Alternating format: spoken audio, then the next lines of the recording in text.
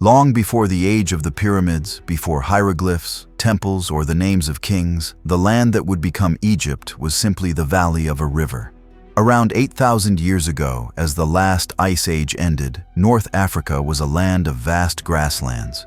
Seasonal rains fed lakes and rivers across what is now the Sahara. But as the climate slowly dried, people and animals were drawn toward the one place that still promised life, the Nile. This migration toward the river marked the true beginning of Egyptian civilization. The Nile was unlike any other river in the ancient world.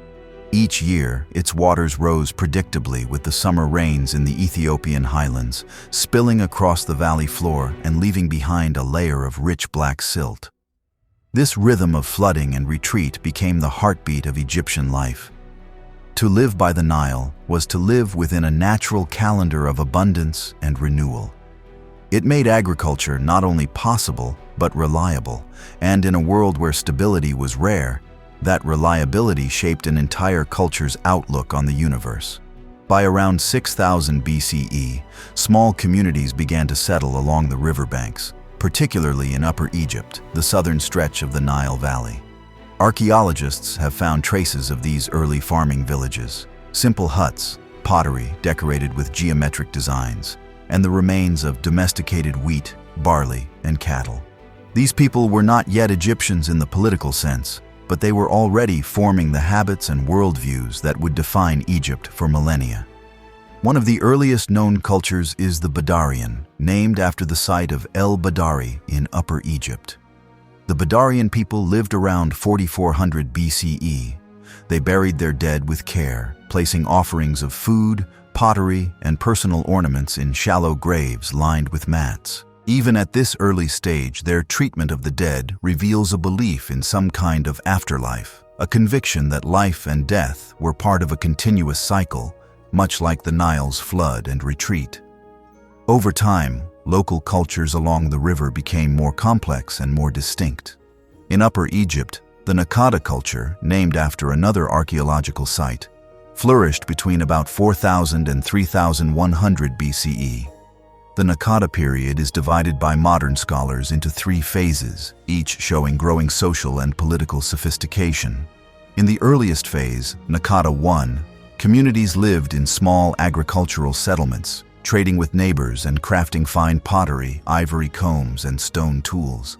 By Naukratis II, trade networks extended far beyond the Nile Valley, to the Red Sea coast, the Sinai, Nubia to the south, and even the Levant across the desert.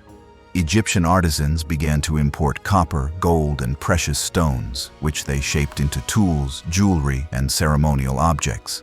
The evidence of these trade routes reveals an emerging hierarchy. Certain families or individuals controlled the movement of goods and resources. Wealth and status became visible in tombs, which grew larger and more elaborate over time. The dead were buried with fine ceramics, stone pallets for grinding pigments, and carved figurines. These early elites were not yet pharaohs, but they were the first to link earthly power with divine favor, an idea that would become central to Egyptian kingship. In Lower Egypt, near the Nile Delta, another distinct culture took shape around the same time. Known as the Mahdi or Buto Mahdi culture, these people built villages closer to the Mediterranean, in contact with the peoples of Palestine and Syria. They traded for copper tools and other goods from the Near East, showing that Egypt was never isolated. Instead, it was part of a wider network of exchange that connected Africa with Asia. Archaeologists have long debated how these regional cultures, particularly those of Upper and Lower Egypt, eventually united. The story was not one of sudden conquest, but of gradual consolidation. The natural geography of the Nile encouraged unity. The river flowed from south to north, linking distant communities through trade, communication, and shared dependence on its waters. As populations grew, competition for fertile land and control of trade routes increased. Some regions became more powerful, absorbing or dominating their neighbors. By the late Naukratis III phase, around 3200 BCE, several powerful proto-kingdoms had formed in Upper Egypt. The most important of these centered around the city of Hierakonpolis, called Nekhen in Egyptian. Excavations there have uncovered the tombs of early rulers, filled with fine goods, animal sacrifices, and painted scenes that hint at organized warfare and royal ceremony. It is here that we find the earliest images of rulers wearing the white crown of Upper Egypt, a symbol that would later represent the southern half of the kingdom. One of the most significant artifacts from this time is the Narmer palette, discovered at Hierakonpolis. It dates to around 3100 BCE and depicts a ruler, perhaps Narmer, wearing both the white crown of Upper Egypt and the red crown of Lower Egypt. In one scene, he smites an enemy. In another, he inspects rows of decapitated foes. Many historians interpret this as symbolic evidence of Egypt's unification under a single ruler. Whether Narmer himself was the unifier or merely a later king commemorating the process, the palette marks the moment when power, art, and ideology converged to express a single concept: the king as the living embodiment of order. This idea of order, or ma'at, would become the foundation of Egyptian civilization. Ma'at was not just political stability, but cosmic balance, the right relationship between gods, humans, and nature. The pharaoh's duty, even in these earliest times, was to uphold Ma'at against the forces of chaos. The roots of this worldview reach deep into the Predynastic age, when the cycles of the Nile taught that harmony with nature was the key to survival. Meanwhile, technology and art continued to advance. By the end of the 4th millennium BCE, Egyptians were experimenting with copper tools, linen textiles, and complex pottery kilns. They built mud brick structures, some with multiple rooms and storage spaces, hinting at administrative control. Symbolic imagery, such as falcons, bulls, and boats, appeared on pottery and carved objects, foreshadowing the iconography that would later fill temples and tombs. Boats, in particular, held a special meaning. On painted pottery from Naukratis tombs, we see longboats with high prows and crews of rowers, sometimes accompanied by standards bearing animal symbols. These scenes suggest both the importance of river transport and the emergence of regional identities marked by specific emblems. In later times, these standards would evolve into the symbols of Egyptian nomes, or provinces, each with its own patron deity. As Egypt's communities became wealthier and more stratified, the rituals surrounding death also grew in scale. Large burial mounds and early mastaba-style tombs appeared, constructed from mud brick and filled with grave goods. The practice of burying offerings and personal possessions reflects a growing belief that the dead continued to need the same comforts and tools as the living. This spiritual continuity, life after death as an extension of earthly existence, would later shape the entire Egyptian religion, from simple burials to the grand tombs of the Valley of the Kings. By around 3100 BCE, Egypt was poised for unification. Upper Egypt, more cohesive and militarized, gradually extended its control northward. The natural flow of the Nile favored southern expansion. Boats traveling downstream could move quickly toward the delta, carrying troops, goods, and messages. The rulers of Hierakonpolis and Abydos became increasingly dominant, while Lower Egypt's smaller communities struggled to match their organization. Eventually, one southern ruler, possibly Narmer or another early king, subdued the north and established a single kingdom stretching from the delta to the First Cataract. This unification was not merely political, it was ideological. It bound together two lands, two crowns, and two identities into one balanced whole. From this synthesis emerged the central metaphor of Egyptian kingship, the pharaoh as lord of the two lands. The duality of Upper and Lower Egypt, symbolized by the white and red crowns, the lotus and papyrus plants, and the twin goddesses Nekbet and Wadjet, would remain a constant feature of Egyptian iconography for more than 3,000 years. The emergence of writing also dates to this transformative era. The earliest hieroglyphs appear on ceremonial palettes, pottery, and ivory tags from tombs at Abydos. These symbols began as pictorial labels for goods, indicating ownership or origin, but soon developed into a more complex system of signs representing names and ideas. Writing allowed the centralization of record-keeping, taxation, and administration, tools essential for ruling a united kingdom. The Egyptian state, as we know it, could not have existed without this innovation. Around the dawn of the 3rd millennium BCE, Egypt entered a decisive era that would transform its scattered chiefdoms into one of the first centralized kingdoms in human history. The land that had once been a patchwork of local rulers, each governing small agricultural domains along the Nile, began to coalesce under a single authority. This unification was not simply the result of military conquest, it was the culmination of centuries of social, economic, and ideological evolution that gave rise to the world's first territorial state. At the heart of this transformation was the emergence of a new kind of ruler, one who claimed divine legitimacy.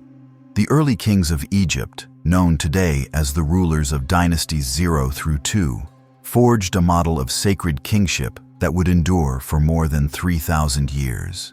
Their rule was not only political, but cosmic.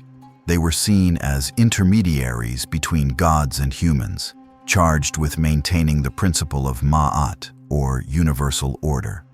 The process of unification likely began in Upper Egypt, where strong regional centers had already developed during the Predynastic period. The city of Hierakonpolis, called Nekhen in Egyptian, and Abydos, further north along the river, were key hubs of power. Archaeological evidence suggests that these cities became seats of early kings who extended their influence over neighboring regions. Their power rested on control of agricultural surplus, access to trade routes, and the loyalty of warrior elites who served as both military leaders and administrators. Among these early rulers, one name stands out: Narmer. He is often credited with the final unification of Upper and Lower Egypt around 3100 BCE. Although the exact details of his reign remain debated, the Narmer palette, discovered at Hierakonpolis, provides symbolic testimony. On one side, Narmer wears the white crown of Upper Egypt, on the other, the red crown of Lower Egypt. This dual imagery conveys the idea of a single ruler governing both lands. Whether Narmer himself accomplished the unification or commemorated a process already underway, his reign marks the symbolic beginning of the Egyptian state. Following Narmer, a line of early kings established the first dynasty, likely ruling from the newly founded city of Memphis, near the junction of Upper and Lower Egypt.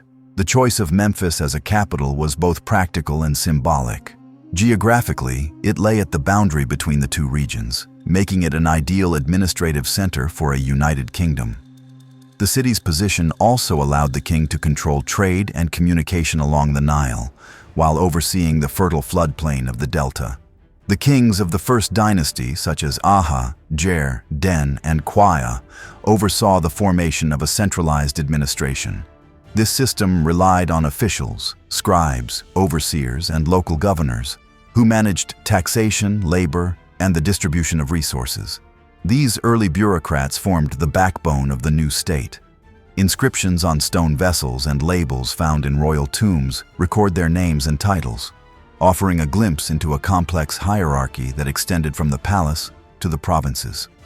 Writing, which had first appeared in simple form during the late Predynastic period, now became an essential tool of governance. Hieroglyphic inscriptions recorded royal names, administrative accounts, and religious dedications. They were carved on tomb walls, temple objects, and ceremonial artifacts. Writing not only facilitated management, but also reinforced the ideological power of the king. Each royal name, enclosed in an oval shape called a cartouche, was a statement of divine identity, an assertion that the king's authority was sanctioned by the gods.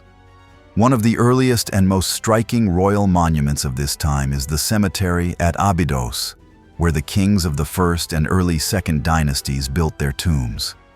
These tombs, constructed of mud brick and timber, were far larger and more elaborate than those of earlier elites. Each was accompanied by subsidiary burials of courtiers, servants, and animals, a practice that symbolized the continuation of royal service in the afterlife. The presence of such retainer burials indicates a belief that the king's authority extended beyond death, and that his household would accompany him into eternity. The art and symbolism of the early dynastic period reflect a growing emphasis on royal power and unity. The motifs that had appeared in the Predynastic era, such as the king smiting enemies, processions of standards, and the pairing of Upper and Lower Egyptian emblems, became codified into the visual language of kingship. These images appeared on ceremonial mace heads, stone vessels, and ivory carvings. The recurring scenes of victory and domination were not mere records of battles, but expressions of cosmic order. The king subduing chaos to preserve Ma'at. Religion played a central role in legitimizing the new state. Local deities that had once been tied to individual towns or regions began to be incorporated into a national pantheon.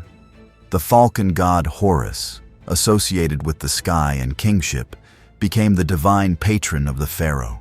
Each king was regarded as the earthly embodiment of Horus, ruling to uphold order and justice. Upon death, the king was identified with Osiris, the god of the afterlife, thus linking the cycle of royal succession to the cycle of life and rebirth. This religious framework unified the political structure with a universal cosmology that gave meaning to Egyptian rule. As the first dynasty progressed, the mechanisms of state became more sophisticated.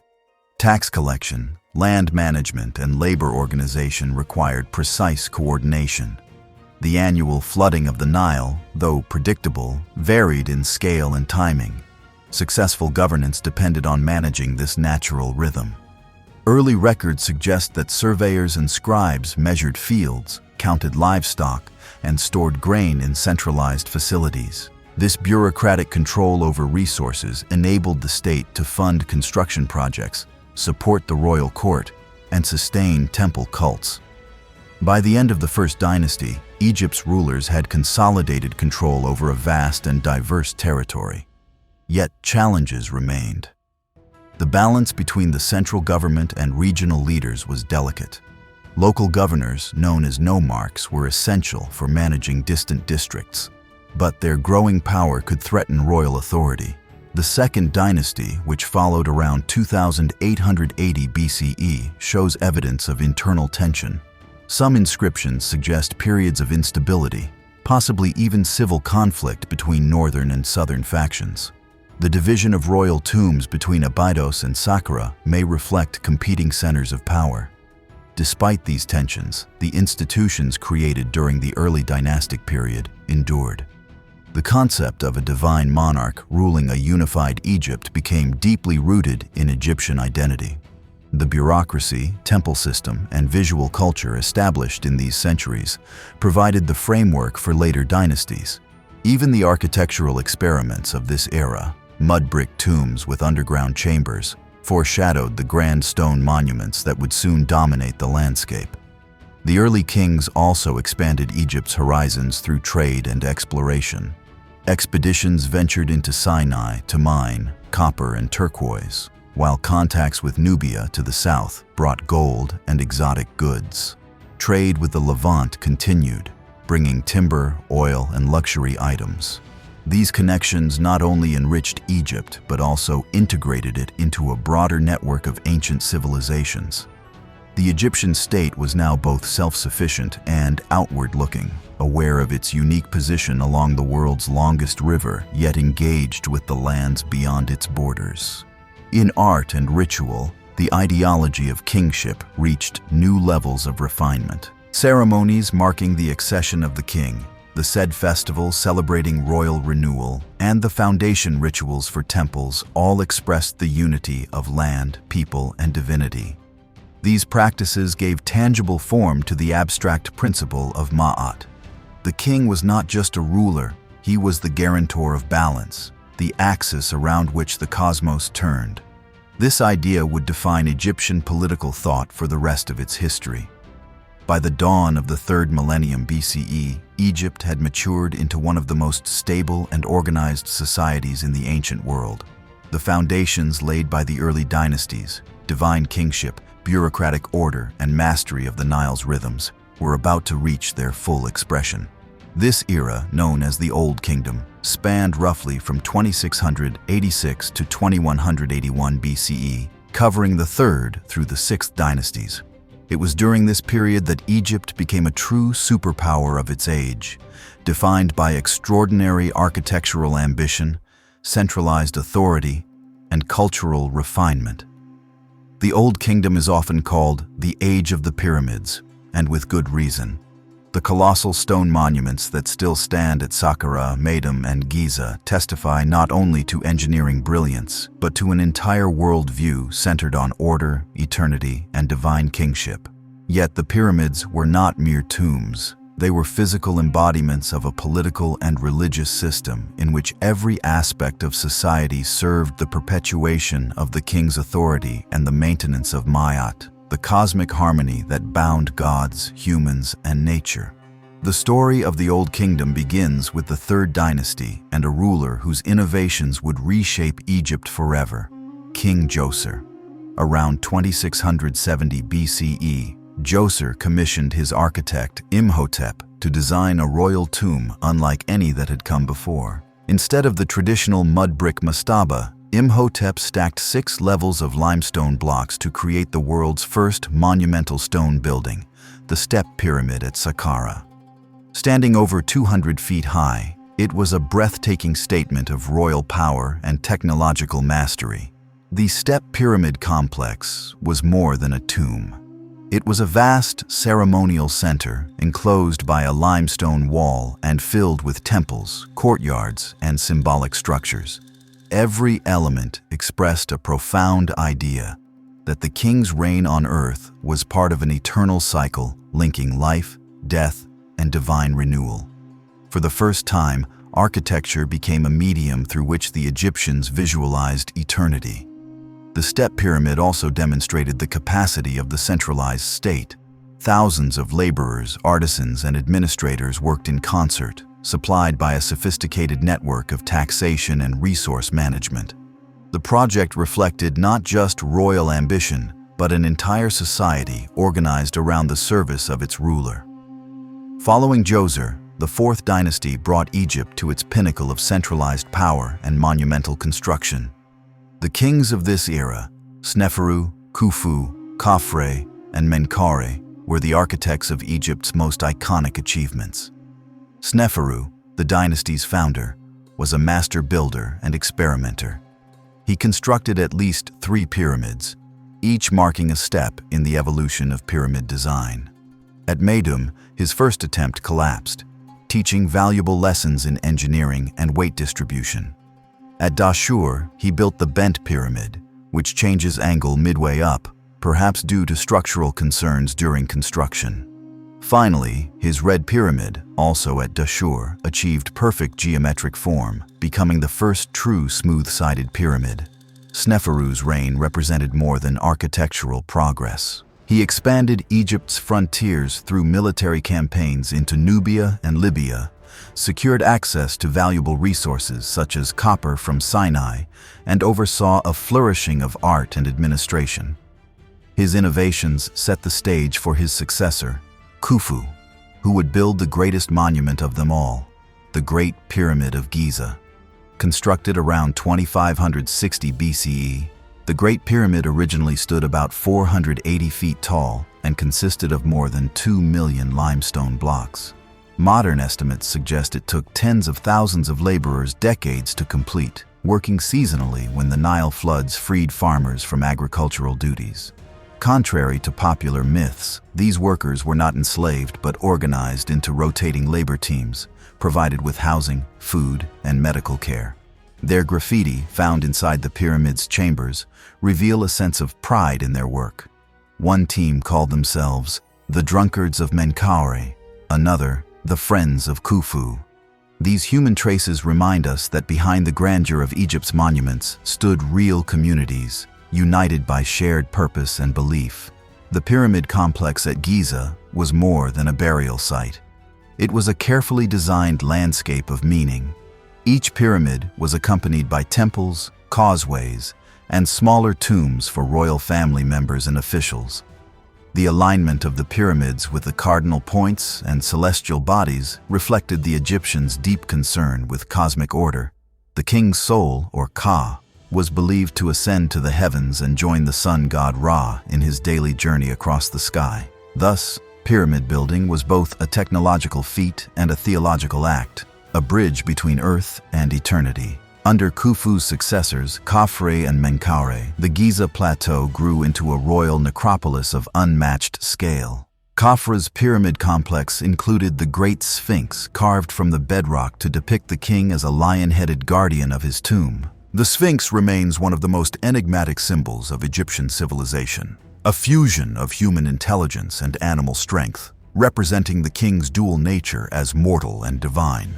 Menkaure's smaller but intricately finished pyramid, adorned with fine granite casing, marked the culmination of this architectural tradition before royal focus shifted toward other priorities. While the Fourth Dynasty is celebrated for its monuments, its real achievement lay in the perfection of centralized administration. The Egyptian state during this period was a finely tuned machine. The vizier acted as the highest official under the king, overseeing taxation, justice, and public works. Below him were regional governors, scribes, and temple priests, all bound by loyalty to the crown. The economy was organized through a system of redistribution. Agricultural produce and craft goods flowed into royal and temple storehouses, then back out as rations to workers and officials. This ensured not only the stability of the workforce, but also the authority of the central government over every aspect of life. As Egypt entered the Fifth Dynasty, around 2468 BCE, royal ideology began to shift.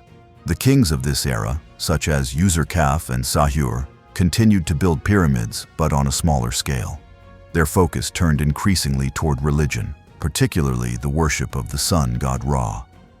New temples dedicated to Ra were constructed at Abu Sir, featuring open courtyards and obelisks symbolizing the sun's rays. The integration of solar theology into royal ideology marked an important evolution. The pharaoh was now explicitly seen as the son of Ra, reinforcing his divine right to rule. This theological change also reflected a subtle redistribution of power. The priesthood of Ra, based at Heliopolis, grew in wealth and influence as the state poured resources into their temples. The royal cult was no longer the sole focus of religious life. The gods themselves began to take a more prominent role. At the same time, non-royal elites, viziers, priests, and provincial governors became increasingly powerful. Their tombs, carved with autobiographical inscriptions and detailed reliefs, reveal a growing pride in individual achievement. One official's inscription reads, "I gave bread to the hungry and water to the thirsty. I was a man beloved by his people." Such statements hint at the emergence of a moral ideal that extended beyond the king's authority. By the Sixth Dynasty, beginning around 2345 BCE, Egypt's political structure began to show signs of strain. The long reign of Pepi II, which may have lasted over 90 years, coincided with a gradual weakening of central control. Provincial governors, once appointed by the crown, began to treat their offices as hereditary. The concentration of wealth and power in the hands of these regional elites eroded the unity that had sustained the Old Kingdom. At the same time, environmental challenges compounded the political difficulties. A series of low Nile floods, possibly caused by regional climate shifts, reduced agricultural yields, leading to food shortages and social unrest. The vast pyramid projects that had once symbolized royal power now became burdensome drains on resources. As the state's capacity weakened, local leaders filled the vacuum, administering their own territories with increasing independence. By the end of the Old Kingdom, the dazzling order that had once defined Egypt began to unravel. The pharaohs of the Sixth Dynasty, heirs to centuries of centralized power, presided over a system that had grown too vast, too rigid, and too dependent on the personal authority of the king. When that authority weakened, the fabric of Egyptian society loosened with it. What followed was a period of division, uncertainty, and adaptation. A century and a half of fragmentation known as the First Intermediate Period, lasting roughly from 2181 to 2055 BCE. The seeds of collapse were sown during the long reign of Pepi II. Having ruled for perhaps more than 90 years, Pepi lived long enough to outlast many of his heirs and officials. The stability of succession, so crucial to Egyptian order, faltered. As generations passed, provincial governors, nomarchs, began to see themselves less as servants of the crown and more as independent lords. Their local power had grown steadily during the Old Kingdom, when they were responsible for collecting taxes, managing irrigation, and maintaining temples within their territories. Now, with the central government's authority waning, these officials turned their loyalty inward to their own nomes or provinces. The inscriptions from provincial tombs of this era tell a clear story. Where earlier officials had proudly proclaimed their service to the pharaoh, these new inscriptions emphasize local achievement. Governors boast of feeding the hungry during famines, digging canals, and protecting their people. One nomarch from Assyut recorded, "I gave bread to the hungry, I clothed the naked, I ferried him who had no boat." These words reflect both compassion and autonomy. They also reveal a shift in ideology, from royal-centered to community-centered leadership. Environmental change added to the crisis. Records suggest that the annual flooding of the Nile became erratic during this period. In some years, the river failed to rise high enough to irrigate the fields, leading to widespread famine. The cause may have been climatic fluctuations across the eastern Mediterranean and East Africa, disrupting rainfall patterns. Whatever the reason, Egypt's agricultural foundation, the rhythm that had sustained it for millennia, no longer behaved predictably. When the land failed to yield, the old promise of Ma'at, the harmony between nature and society, seemed to collapse as well. With declining harvests came economic breakdown. The centralized redistribution system that had fed workers and supplied temples could no longer function.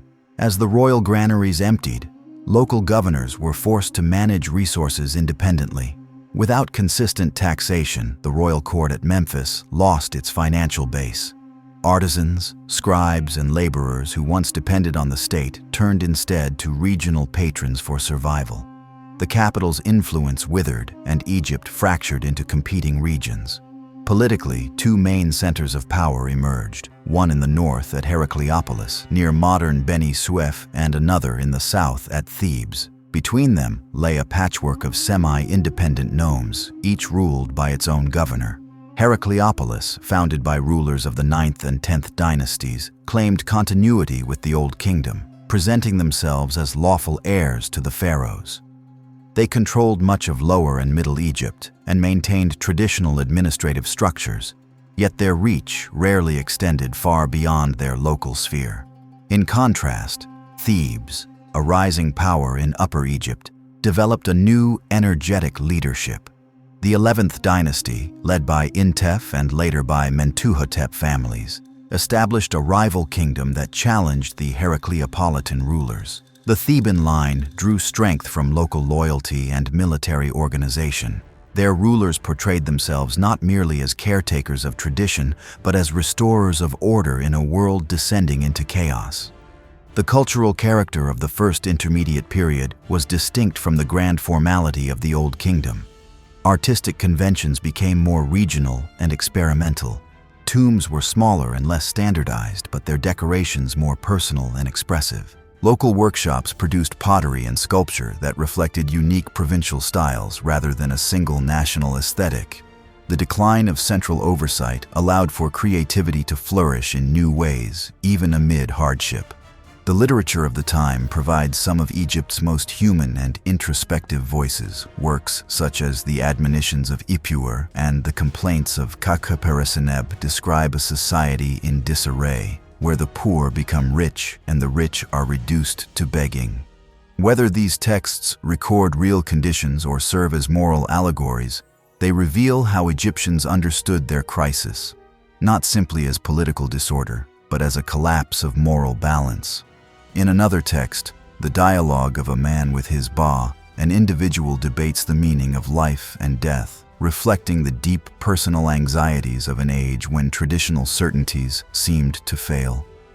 While Heracleopolis and Thebes contended for supremacy, Egypt's frontiers grew vulnerable. Trade with Nubia and the Near East diminished, cutting off access to gold, copper, and other resources. Some Nubian groups began to move northward into the Nile Valley, filling the vacuum left by Egypt's weakened southern administration. Yet even amid fragmentation, local life persisted. Farmers continued to plant and harvest, artisans continued to work, and temples continued to conduct rituals, albeit on a reduced scale. The struggle between the northern and southern kingdoms came to define the later phase of the First Intermediate Period. The Heracleopolitan kings, such as Sate the Third, attempted to maintain control through alliances with powerful nomarchs. They promoted practical governance, repaired irrigation works, and sought to stabilize their domain. Their inscriptions emphasize prudence, justice, and moderation, qualities they believed would restore balance. But their power was limited by geography and by the assertiveness of the southern rulers. In Thebes, the Intef line steadily expanded its reach northward. By around 2100 BCE, Intef II had extended Theban influence as far as Abydos, a sacred city long associated with Osiris and royal ancestors. This gave the Thebans both symbolic and strategic advantage. Control of Abydos linked them to Egypt's ancient kingship traditions and provided a rallying point for their claim to legitimacy. The decisive moment came under Amenhotep II, a Theban ruler who reigned during the 11th dynasty. Through a combination of military campaigns and diplomacy, he gradually defeated the Heracleopolitan dynasty, reunifying Egypt around 2055 BCE. Amenhotep's victory marked not only a political reunification, but also a psychological renewal. After more than a century of division, the ideal of a single, ordered Egypt was restored. Amenhotep II commemorated his triumph with an extraordinary funerary complex at Deir el-Bahri, on the west bank of Thebes. Built partly into the cliffs, the complex combined elements of tomb, temple, and ceremonial court, setting a precedent for the grand mortuary temples of later centuries. Its architecture symbolized the integration of Upper and Lower Egypt under one ruler and the restoration of Ma'at. Reliefs depict processions of loyal officials and offerings to the gods, emphasizing continuity with the past even as a new era began. The reunification achieved by Amenhotep II did not simply restore the old kingdom system, it transformed it. The lesson of the First Intermediate Period was clear. Unchecked centralization could collapse under its own weight, but too much decentralization invited chaos. The new order that emerged sought balance between royal authority and provincial autonomy. The next dynasty, building on this model, would create a stronger, more adaptable state, one that valued both tradition and reform. Culturally, the First Intermediate Period left a lasting legacy. The rise of local elites and the emphasis on personal virtue expanded the Egyptian moral imagination. No longer was righteousness solely the duty of the king, it was the responsibility of every individual. This shift is visible in tomb inscriptions that stress ethical conduct, feeding the hungry, judging fairly, honoring the gods. These ideals would become central to Egyptian identity in the centuries to follow. When Amenhotep II brought Egypt back under a single crown around 2055 BCE, he did more than reunite a divided land. He set in motion a new political philosophy. The Egypt that emerged from the First Intermediate Period was not a return to the rigid hierarchy of the Old Kingdom. It was a more balanced, more self-aware civilization that had learned from its mistakes. This age, known as the Middle Kingdom, would endure for roughly 4 centuries, from about 2055 to 1650 BCE, spanning the late 11th and the entire 12th dynasties. It was an era of stability, reform, and remarkable cultural flowering, often regarded by later Egyptians as their classical age. Amenhotep II's reign began with the difficult work of re-establishing national unity. After decades of political fragmentation, Egypt's provinces still retained a measure of autonomy. Local governors had grown accustomed to ruling independently, and regional loyalties ran deep. Amenhotep approached this challenge carefully. He preserved some degree of local administration but ensured that the loyalty of each region was personally tied to him. His officials were rewarded not by hereditary right but by royal favor. This reorganization of power restored a sense of hierarchy without repeating the excesses of centralization that had doomed the Old Kingdom. Religious and artistic renewal were key tools in this restoration. Amenhotep associated himself with Amun, the Theban god who had risen to prominence during the South's struggle for power. By elevating Amun alongside the older solar deity Ra, he symbolically fused Upper and Lower Egypt's traditions into one divine system. This fusion gave rise to Amun-Ra, a composite god representing both creation and kingship. The cult of Amun would grow in importance over the next centuries, eventually becoming the dominant faith of Egypt. The monumental complex at Deir el-Bahri, built for Amenhotep's burial, marked a shift in funerary architecture. Unlike the isolated pyramids of the Old Kingdom, this complex was integrated into the cliffs of western Thebes. It combined the functions of tomb, temple, and ceremonial space, connecting the world of the living with that of the gods. Processions from the Nile to the temple enacted the king's journey from life to eternity. In its design, one can see the beginnings of the grand mortuary temples that would later line the Theban West Bank. Amenhotep's successors continued to consolidate control and expand Egypt's borders. The later kings of the 11th dynasty, such as Amenhotep the Third and Amenhotep the Fourth, organized mining expeditions to the Sinai and trade ventures to the Red Sea coast. Their rule prepared the way for the rise of a new royal house that would define the Middle Kingdom's character. The 12th dynasty, founded by Amenhotep I around 1991 BCE. Amenhotep I was not of royal blood. He rose from the ranks of the bureaucracy, possibly serving as vizier before seizing the throne. His ascent reflected a new vision of kingship, one rooted in merit, administration, and reform. To strengthen his control, Amenhotep moved the capital north from Thebes to a new city called Ichtawi, near the entrance to the Fayum Oasis. Its name, meaning Caesar of the Two Lands, proclaimed his mission to maintain unity through active governance. The location was strategic, allowing the king to supervise both Upper and Lower Egypt and to guard the approaches from Asia and Libya. Under Amenhotep and his son Senusret I, Egypt became more centralized and efficient than ever before. A clear chain of command linked the local administration to the royal court. The nomarchs, who had wielded so much power during earlier times, were gradually brought under tighter control. Some were replaced by royal appointees, while others were absorbed into the bureaucracy. This policy ensured that local wealth and labor served national goals. Military organization was another area of reform. Standing garrisons were established at key points along Egypt's frontiers, particularly in Nubia to the south. Fortresses such as Buhan, Mirgissa, and Semna guarded the Nile cataracts and secured trade routes rich in gold and exotic goods.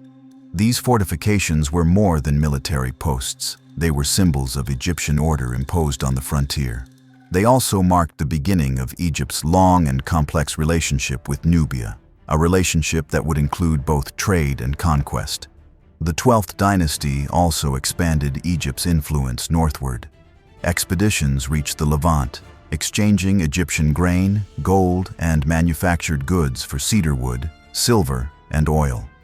The construction of new irrigation canals and the reclamation of land in the Fayum region reflected the dynasty's emphasis on economic development. Amenhotep III, one of its most capable rulers, oversaw massive hydraulic projects that transformed the Fayum into a fertile agricultural basin. Later generations remembered him as a model of prosperity and good governance. Art and literature flourished under this stable order. The language of administration and culture reached a standardized form known as Middle Egyptian, which became the literary language for centuries afterward. In this period, the Egyptians produced some of their most enduring literary works, tales, instructions, and poems that reveal both practical wisdom and introspective thought. One of the most famous is the tale of Sinuhe, a story of an official who flees Egypt after the king's death and lives among foreigners before returning home to be forgiven and buried with honor. Beneath its adventure lies a deep meditation on loyalty, exile, and the meaning of Egyptian identity. Other works, such as The Instruction of Amenemhat, offer moral and political lessons drawn from royal experience. In that text, the late king warns his son from beyond the grave. Trust not a brother, know not a friend, make no intimates. This somber wisdom reflects a sober, bureaucratic age, an age that valued caution and balance over grandeur. The Middle Kingdom's art reflected the same realism and introspection found in its literature. Statues of kings and officials show not the idealized perfection of the Old Kingdom, but lined faces, heavy eyelids, and a sense of weary vigilance. These portraits captured a new concept of rulership, the king as a hardworking guardian of order rather than a distant god. Reliefs from temples and tombs depict lively scenes of daily life, craftsmen, dancers, herdsmen, and scribes, suggesting both prosperity and attention to the human scale. One of the most remarkable features of the Middle Kingdom was the widening of participation in religion and the afterlife. During the Old Kingdom, the elaborate funerary texts and rituals were reserved mainly for the king. Now, versions of these spells, known as the coffin texts, appeared on the coffins of nobles and commoners. They offered protection, guidance, and the promise of eternal life to all who could afford them. This democratization of the afterlife reflected a broader social ideal, that moral integrity and piety, not just birth, determined one's fate beyond death. Economically, the Middle Kingdom maintained a delicate balance between state control and local production. Agricultural estates supplied temples and the royal court, while artisans in state-run workshops produced tools, jewelry, and monuments. Trade with Nubia, Punt, and the Levant enriched the kingdom with gold, incense, and exotic animals. Egypt's wealth was not based on conquest, but on management, careful accounting, record-keeping, and the regular rhythm of the Nile. Amenhotep the Third's reign during the late 12th dynasty represented the Middle Kingdom's high point. He strengthened the fortresses in Nubia, expanded mining in Sinai, and sponsored large-scale building projects. His most famous structure was the pyramid complex at Hawara, near the Fayum, which included a vast labyrinth described by later Greek travelers as one of the wonders of the world. Its maze of halls and courtyards symbolized both administrative complexity and cosmic order, a physical metaphor for the state he governed. Yet even the Middle Kingdom was not immune to decline. After Amenhotep III's death, the 12th dynasty weakened. Succession disputes and diminishing resources eroded stability. The 13th dynasty, which followed, was characterized by a rapid turnover of kings, some ruling for only a few years. Although the administrative system remained intact, the energy that had sustained the Middle Kingdom's golden age began to fade. Meanwhile, Egypt's openness to trade and migration brought new influences and new vulnerabilities. In the Eastern Delta, groups of settlers from Canaan and Syria began to establish communities. They brought with them new technologies, including advanced bronze weapons and the horse-drawn chariot. Over time, some of these foreign groups grew powerful enough to challenge Egyptian authority, setting the stage for the next great upheaval. By the middle of the 17th century BCE, the unity and prosperity of Egypt's Middle Kingdom had begun to unravel. The central authority that once governed from Ichtawi no longer held firm control over the entire Nile Valley. Rapid changes in leadership, economic strain, and growing external influences weakened the coherence of the Egyptian state. Into this environment of uncertainty entered new peoples and new technologies, forces that would transform Egypt's military, its culture, and its sense of identity. This turbulent phase, lasting roughly from 1650 to 1550 BCE, is known as the Second Intermediate Period. The decline began quietly. After the long and capable reign of Amenhotep III, his successors lacked the same vigor. The 13th dynasty saw a rapid succession of short-lived rulers, each with little time to consolidate power. Administrative efficiency persisted in some regions, but royal authority over distant provinces faded. In the fertile Eastern Delta, far from the traditional centers of Egyptian power, Foreign settlers from Western Asia, often referred to collectively as Canaanites, had been living for generations. They had come originally as traders, artisans, and mercenaries, integrating gradually into local communities. Over time, some of these immigrant groups grew wealthy through trade and took advantage of the political vacuum to establish their own spheres of influence. It was from among these groups that the Hyksos, whose name likely means rulers of foreign lands, emerged as a new political power. Centered at Avaris, in the northeastern delta, the Hyksos kings created a dynasty that ruled much of northern Egypt. Their origins were mixed. They were not an invading army in the traditional sense, but rather a coalition of foreign elites who seized control from within. Their rise marked the first time in Egyptian history that large portions of the country were governed by rulers of non-Egyptian descent. The Hyksos brought with them innovations that would forever alter Egypt's military and economic landscape. Among the most important were the horse and the chariot, previously unknown in Egyptian warfare. They also introduced the composite bow, stronger and more accurate than the simple wooden bows used before. These technologies gave the Hyksos a decisive advantage in mobility and power projection. Alongside these weapons came new forms of fortification, earthwork ramparts and mud brick walls that reflected Near Eastern styles. Culturally, however, the Hyksos were not outsiders in spirit. They adopted many aspects of Egyptian administration, language, and religion. Their royal titulary included Egyptian throne names, and they presented themselves as legitimate pharaohs, worshipping Egyptian gods alongside their own deities. Archaeological evidence from Avaris shows temples dedicated to Seth, the Egyptian god associated with storms and foreign lands, alongside shrines to Canaanite gods such as Baal. This blending of traditions created a hybrid culture that linked the delta with the broader Eastern Mediterranean world.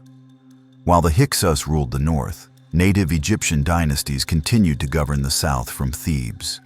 These Theban rulers, belonging to the 17th dynasty, acknowledged the Hyksos at times but maintained a degree of autonomy. The resulting political situation resembled a divided kingdom: Lower Egypt under Hyksos rule, Upper Egypt under native Theban kings, and a contested middle zone where local governors held sway. This uneasy coexistence persisted for several generations. Trade during this period took on a new, more international character. The Hyksos opened Egypt to greater contact with the Levant, Cyprus, and perhaps even the Aegean. Imported pottery, weapons, and luxury goods from these regions have been found in Egyptian sites dating to this era. Conversely, Egyptian grain, linen, and gold continued to move outward. Though Egypt had lost political unity, its economy remained tied to a vast network of exchange. The Hyksos dynasty reached its height under King Apepi, also known as Apophis, whose reign represented both consolidation and tension. Apepi maintained diplomatic relations with the Theban court, but also sought to undermine it. One later literary tale, though partly allegorical, describes a quarrel between Apepi and the Theban ruler Seqenenre, sparked by a strange complaint that the hippopotamuses in Thebes made so much noise they disturbed the Hyksos king's sleep in Avaris. Beneath this mythic surface lay a deeper truth: the growing hostility between north and south. Seqenenre eventually led military campaigns against the Hyksos, initiating what would become Egypt's War of Liberation. His mummified body, discovered in the 19th century, bears terrible wounds to the head, evidence that he likely died in battle. His death did not end the struggle, it transformed it into a cause. His successors, Kamose and then Ahmose, carried forward the fight with determination and skill. Kamose, remembered as a brave warrior king, expanded Theban influence northward. In inscriptions carved on stelae at Karnak, he proclaims his defiance of the Hyksos and his mission to restore Egypt's unity. He describes the humiliation of seeing foreign rulers in Avaris and Nubian princes controlling the south, declaring, "I will not share Egypt with an Asiatic." Kamose's campaigns weakened the Hyksos, cutting off their supply routes and stirring revolt among their allies. The final victory, however, would belong to Ahmose, the founder of the 18th dynasty and the first great ruler of the new kingdom. Ahmose inherited a strengthened army, organized and equipped with the very technologies once used by the Hyksos against Egypt. Under his leadership, the Theban forces besieged Avaris and eventually expelled the Hyksos from the delta. Pursuing them into southern Palestine, Ahmose ensured they could not return. Ahmose's triumph around 1550 BCE marked a turning point not only in Egyptian history, but in its worldview. For the first time, Egypt had experienced foreign domination on its own soil. The shock of that experience profoundly shaped the national psyche. It taught the Egyptians that isolation was no longer a guarantee of safety, and that survival required military strength and vigilance. The conquest of the Hyksos did not simply restore the old kingdom. It created a new kind of Egypt, outward-looking, expansionist, and militarized. The reunification under Ahmose also brought major internal reforms. The old system of provincial governors, which had often fostered independence, was replaced by direct royal oversight. Military officers who had proven their loyalty during the wars were rewarded with administrative posts and estates. Temples that had fallen into neglect were restored, and wealth from captured territories was used to rebuild the country's economy. Thebes, the city that had led the resistance, became the spiritual heart of the new state, dedicated above all to Amun, whose cult was now firmly tied to royal power. The technological and tactical lessons of the Hyksos period left a permanent mark on Egypt's military. The horse-drawn chariot became the core of its army, manned by elite archers and drivers. Metalworking advanced rapidly, producing stronger weapons and armor. Egypt was now equipped not merely to defend its borders, but to project power beyond them. The legacy of the Second Intermediate Period was thus twofold: humiliation and transformation. The experience of foreign rule awakened a sense of resilience and adaptability that would define the next centuries. The Egyptians absorbed what their conquerors had introduced and turned it to their own advantage. Out of political disunity came technological innovation. Out of defeat, a new determination to control the wider world. Culturally, this period also influenced religion and identity. The association of the Hyksos with the god Seth, long a complex and sometimes ambivalent figure in Egyptian mythology, gave that deity a foreign and even dangerous aspect in later centuries. Yet the coexistence of Egyptian and Near Eastern cults during Hyksos rule also paved the way for future cultural exchange. Egypt was no longer an isolated civilization. It was part of a dynamic web of connections stretching from Nubia to Mesopotamia. As the Hyksos were driven out and the Thebans reclaimed the north, Egypt entered what historians call the New Kingdom, the Age of Empire. The lessons of the Second Intermediate Period shaped every decision that followed. The Egyptians had learned that security could not be achieved through inward focus alone. The Nile Valley, though fertile and protected by deserts, was no longer beyond the reach of foreign powers. From this realization came a new ambition: to control the lands that had once threatened them, to dominate trade routes, and to build an empire that would ensure Egypt's safety and glory. When Ahmose ascended the throne around 1550 BCE, Egypt was a nation transformed by hardship. The trauma of foreign occupation and the long struggle for liberation had instilled in its people a fierce sense of unity and purpose. The new ruler inherited a kingdom that had endured centuries of internal division and foreign control, but also one that had rediscovered its capacity for resilience and innovation. Under Ahmose and his successors, Egypt would evolve into a dynamic, expansionist power, an empire that dominated its neighbors through military strength, wealth, and diplomacy.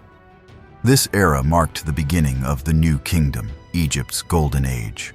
Ahmose was a descendant of the Theban line that had resisted the Hyksos. As a young prince, he had witnessed the final campaigns of his brother, Kamosi, and continued the fight after his death. Ahmose's earliest acts as king were military ones: the reconquest of the Delta and the elimination of the Hyksos presence from Egypt entirely. His army, trained and equipped with the very technologies once introduced by the Hyksos, horses, chariots, and composite bows, became a formidable force. Ahmose led a series of campaigns that culminated in the capture of Avaris, the Hyksos capital in the eastern delta. Egyptian soldiers, now organized into professional units, laid siege to the fortified city. The conflict was brutal and prolonged, fought with new tactics that reflected the changing nature of warfare. When Avaris finally fell, Ahmose pursued the retreating Hyksos into southern Canaan, ensuring that they could not regroup. The victory was decisive and symbolic. Egypt had not only expelled foreign rulers, but reversed the tide of invasion, projecting its power beyond its borders for the first time in history. Ahmose's military success laid the foundation for a new kind of state. The pharaoh was no longer merely a divine guardian of the Nile's order, but a conqueror whose legitimacy rested on victory. The army, once a temporary institution raised in times of crisis, became a permanent arm of government. Veterans of the Hyksos Wars were rewarded with land, titles, and administrative positions. This redistribution of wealth created a loyal elite whose fortunes were tied directly to the success of the monarchy. The military reforms also redefined social hierarchy. Common soldiers could now rise through merit, earning distinction on the battlefield. One of the most vivid accounts of this transformation comes from the autobiographical inscription of Ahmose, son of Ebenah, a naval officer who served under several pharaohs. His record describes battles at Avaris and Sharuhen, his bravery in capturing enemies, and the gold and slaves awarded to him by the king. Such narratives highlight the emergence of a new ideal of service and reward, linking personal valor to the stability of the state. After securing Egypt's borders, Ahmose turned inward to rebuild the country's infrastructure. The wars had left the delta devastated and many temples neglected. Using the wealth gained from his campaigns, he restored religious institutions, reopened mines and quarries, and revitalized trade. The god Amun, whose cult had been tied to the Theban resistance, rose to national prominence. Temples to Amun were endowed with land and laborers, and his priesthood began to accumulate both spiritual and political influence. In later centuries, Amun would be hailed as the king of the gods, his will interpreted as divine guidance for the pharaohs themselves. Ahmose's consolidation of power also brought about administrative reform. The old provincial system that had fragmented Egypt during previous eras was replaced by a more centralized hierarchy. Governors were appointed directly by the crown and rotated to prevent local dynasties from gaining independence. The royal court, enriched by the spoils of war, became the center of both governance and culture. A new class of scribes and officials managed the expanding bureaucracy that now stretched from the Mediterranean coast to the southern frontier. The reign of Ahmose's successor, Amenhotep I, continued this process of consolidation. Amenhotep inherited a peaceful and prosperous kingdom, but he did not abandon the military posture that had secured it. His campaigns extended Egypt's influence into Nubia and further north into Canaan, ensuring control over vital trade routes. These conquests were not mere exercises in expansion. They were strategic acts designed to create buffer zones against potential threats. Egypt's geography had once shielded it from invasion, but the Hyksos experience had shown that isolation was no guarantee of safety. The new kingdom's rulers were determined never again to allow foreign powers to dominate the delta. Amenhotep I also cultivated the ideological dimension of kingship. He emphasized his divine birth and his role as protector of Egypt's boundaries. Under his reign, royal building projects resumed on a grand scale, particularly in Thebes. He began construction at Karnak, dedicated to Amun-Ra, and established new mortuary temples along the west bank of the Nile.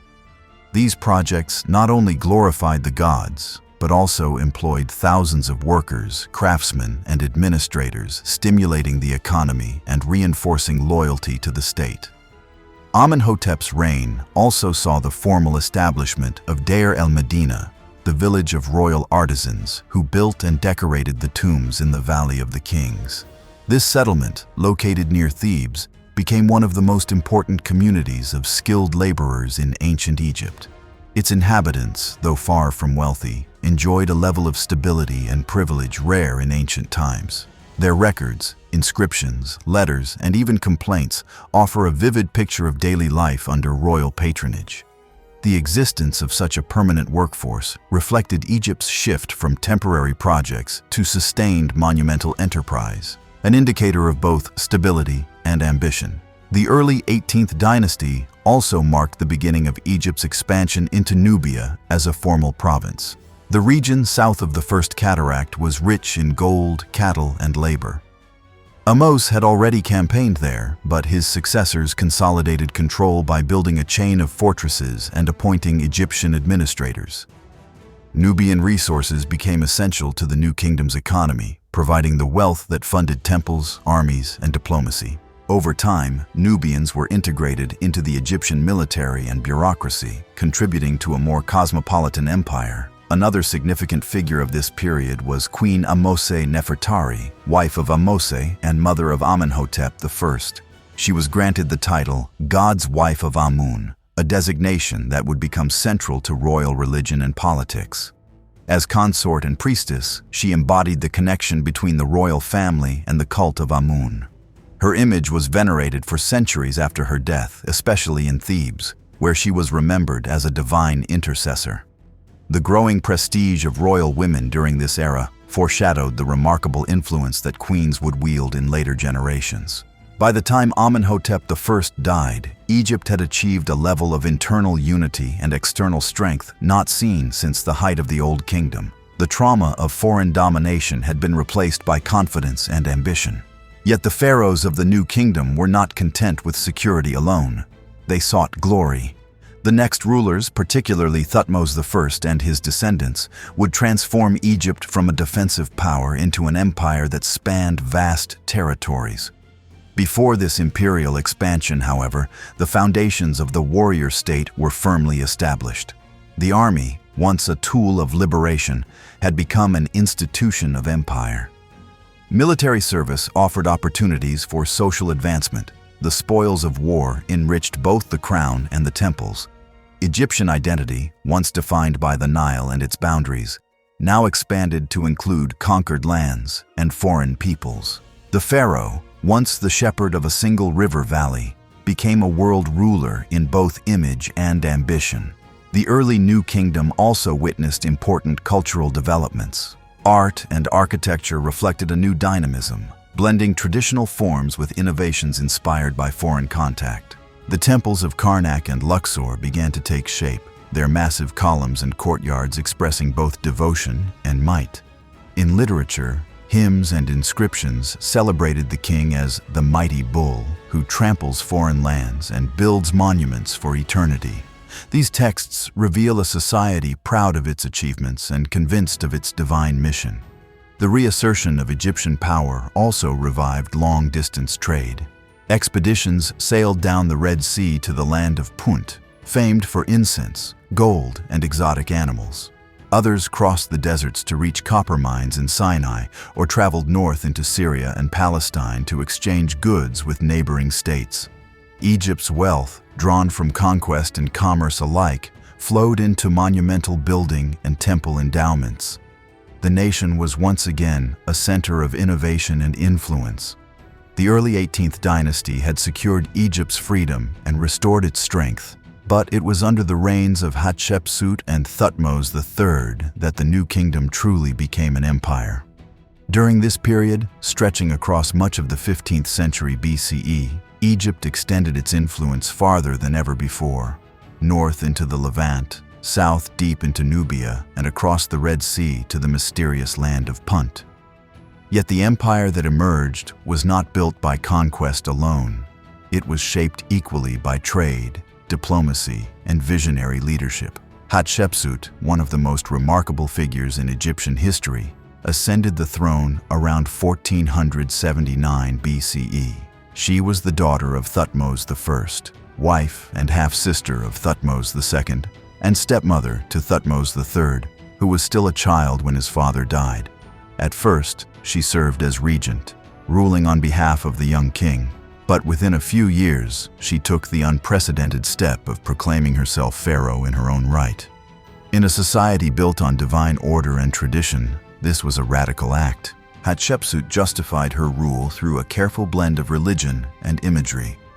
She claimed that the god Amun had chosen her as his daughter and successor, and official inscriptions described her divine birth in vivid detail. In art, she appeared both as a woman and as a traditional male pharaoh, complete with the royal kilt and false beard. This dual imagery reflected her strategy.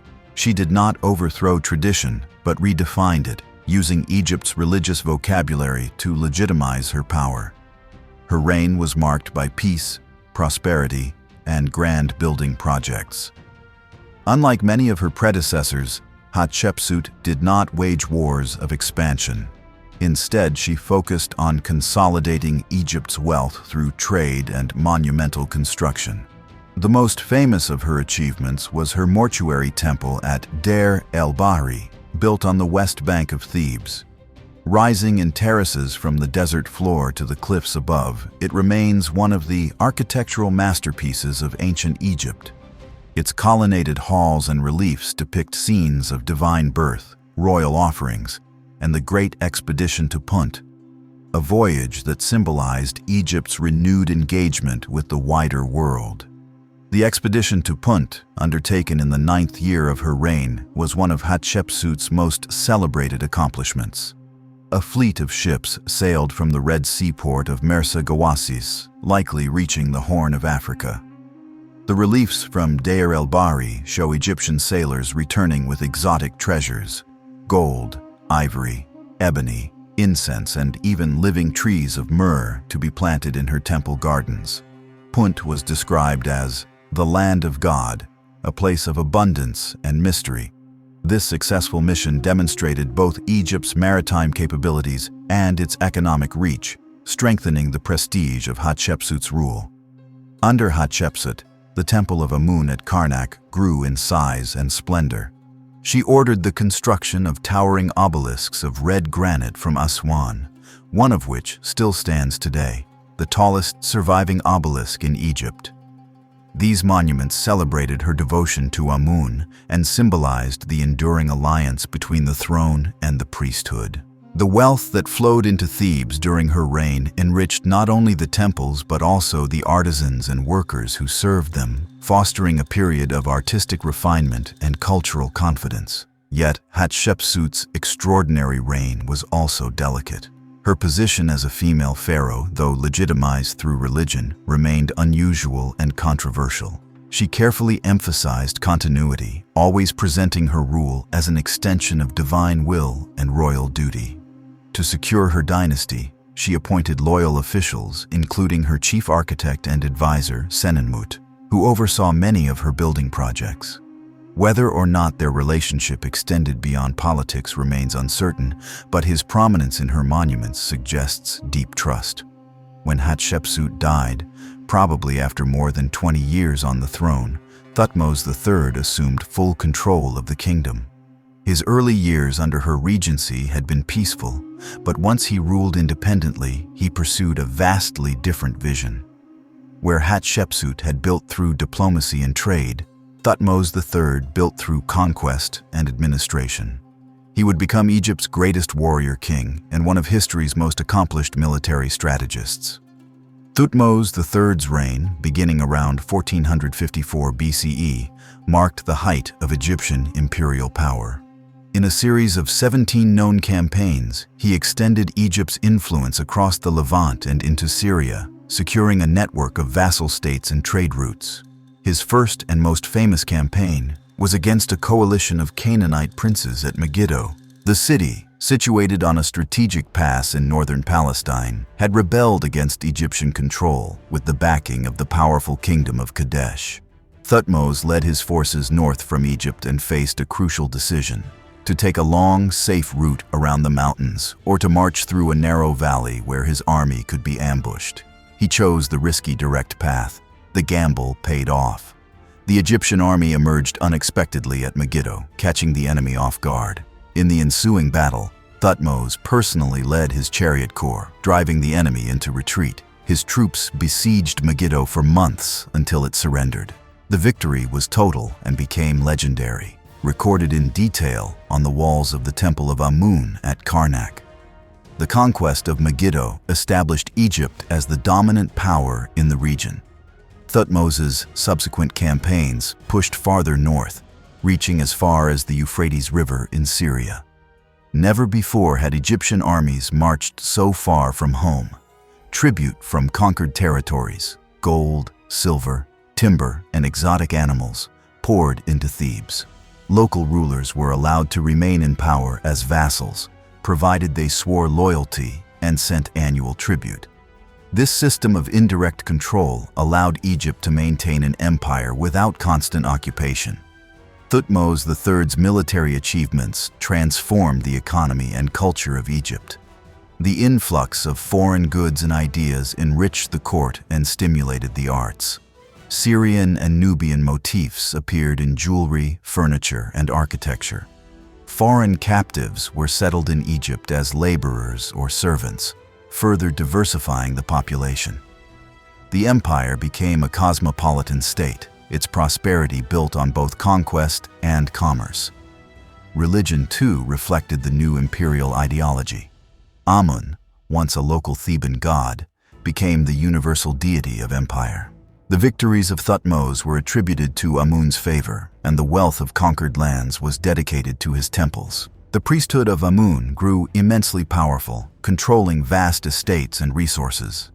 This close relationship between temple and throne was mutually beneficial, but would, in time, create tensions as the priest's influence rivaled that of the pharaoh. Thutmose was not only a warrior but also a builder and administrator. He expanded Karnak's temple complex, adding pylons, halls, and reliefs that celebrated his victories. He commissioned temples across Egypt and Nubia, ensuring his name would be remembered in every province. His reign also saw advances in science and record-keeping. Egyptian scribes maintained detailed accounts of tribute, troop movements, and building projects, providing a picture of a highly organized state. In his later years, Thutmose turned increasingly to internal development and religious devotion. His campaigns had secured peace on Egypt's borders, allowing him to focus on governance and monumental art. When he died, Egypt was wealthier, larger, and more confident than at any point in its history. He was buried in the Valley of the Kings, his tomb filled with treasures befitting a ruler who had conquered from the deserts of Nubia to the rivers of Syria. After his death, Thutmose's legacy was carefully preserved, though the memory of Hatshepsut was deliberately suppressed. Her monuments were defaced, her name chiseled out from inscriptions, and her images destroyed. The motives remain debated, whether driven by political pragmatism, religious orthodoxy, or simple male pride. But the erasure underscores the fragility of power and memory in ancient Egypt. Ironically, modern archaeology has restored her reputation as one of its greatest rulers. By the 14th century BCE, Egypt stood at the summit of its power. The empire forged by Thutmose III stretched from the cataracts of Nubia to the banks of the Euphrates, a realm sustained not only by conquest but by an intricate web of diplomacy, wealth, and ideology. The pharaoh Amenhotep III, who ruled for nearly 4 decades beginning around 1390 BCE, presided over this golden age. His reign marked the high point of Egyptian civilization's prosperity, refinement, and international influence, a time when Egypt was not merely a military empire, but the cultural and diplomatic center of the ancient world. Amenhotep III inherited a stable and secure realm from his father, Thutmose IV. The borders were well defended, the vassal states of Syria and Palestine were loyal, and trade flourished along every route of the empire. Freed from the constant demands of warfare, the pharaoh turned his energies toward administration, diplomacy, and monumental art. Under his rule, Egypt became a kingdom of splendor and ceremony, where divine kingship reached its most elaborate expression.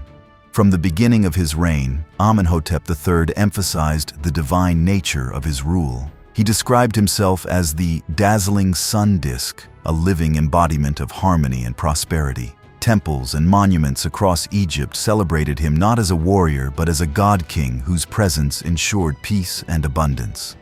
His marriage to Queen Tai, a woman of non-royal but highly distinguished lineage, symbolized a new era of partnership between the throne and the elite classes. Tai was not a passive consort. She was depicted alongside her husband in temples and official inscriptions, a sign of her political and spiritual importance.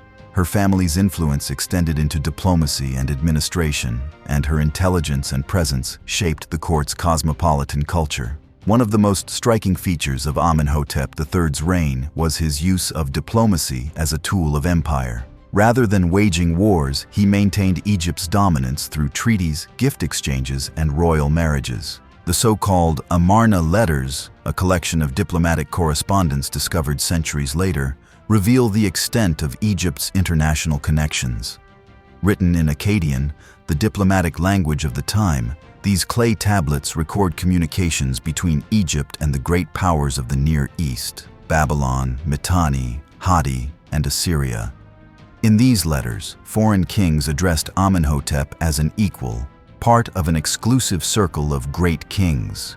They exchanged gold, lapis lazuli, ivory, and fine textiles as gifts, each transaction carefully balanced to reflect mutual respect. These exchanges were not mere gestures of friendship, but complex negotiations of status and alliance.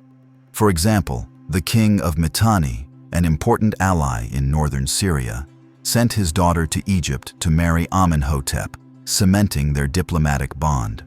The pharaoh's court became a cosmopolitan hub filled with foreign envoys, artisans, and goods from distant lands. The wealth generated by Egypt's empire and its trade routes allowed Amenhotep III to embark on one of the most ambitious building programs in ancient history. Across Egypt, from Nubia in the south to the Delta in the north, temples, statues, and monuments bore his name. His architects expanded existing sanctuaries and constructed new ones dedicated to Amun, Ra, and other deities, blending religious devotion with royal propaganda. In Thebes, the city that served as the spiritual heart of the new kingdom, Amenhotep III built an enormous mortuary temple on the west bank of the Nile. Though only fragments remain today, including the two colossal statues known as the Colossi of Memnon, ancient accounts suggest it was one of the grandest structures of its time. These statues, each more than 60 feet tall, portrayed the pharaoh seated in divine majesty, guarding the entrance to his temple. They still stand today, weathered but immovable, symbols of a king who equated his legacy with eternity. Amenhotep's projects extended beyond Thebes. He enlarged the temple complex at Luxor, adding a magnificent colonnade of papyrus-shaped columns and statues of himself as a god. At Karnak, he commissioned a vast number of reliefs, scarabs, and monuments celebrating his jubilees, the royal festivals marking his divine rejuvenation. These said festivals, traditionally held after 30 years of rule, became elaborate ceremonies reaffirming the eternal vigor of the king. In Amenhotep's case, they were more than rituals. They were political theater on a scale designed to awe his subjects and remind the world of his divine power. The art of Amenhotep III's era reflected the wealth and sophistication of his court. Sculpture achieved new levels of grace and realism, combining idealized forms with subtle individuality. Reliefs depicted the royal family in intimate domestic scenes, while vast temple walls portrayed the king as a serene, godlike figure. The style of the period, often called the Amarna prelude, hinted at the artistic revolution that would later emerge under his son, Akhenaten. Amenhotep's interest in religion also took new forms. While he continued to honor the traditional gods, he placed growing emphasis on the solar aspect of divinity, particularly the worship of the Aten, the visible sun disk. In his temples, he was sometimes depicted in close communion with the sun's rays, a symbol of the direct connection between king and cosmos. This subtle theological shift did not yet challenge the established priesthoods, but it foreshadowed the monotheistic tendencies that would dominate the reign of his successor. Economically, Amenhotep's Egypt was flourishing. The gold mines of Nubia supplied immense wealth, while trade routes through the Red Sea and the eastern Mediterranean brought goods and tribute from across the known world. Ships from Crete and the Aegean brought pottery, oil, and art, evidence of Egypt's deepening contact with the civilizations of the Aegean world.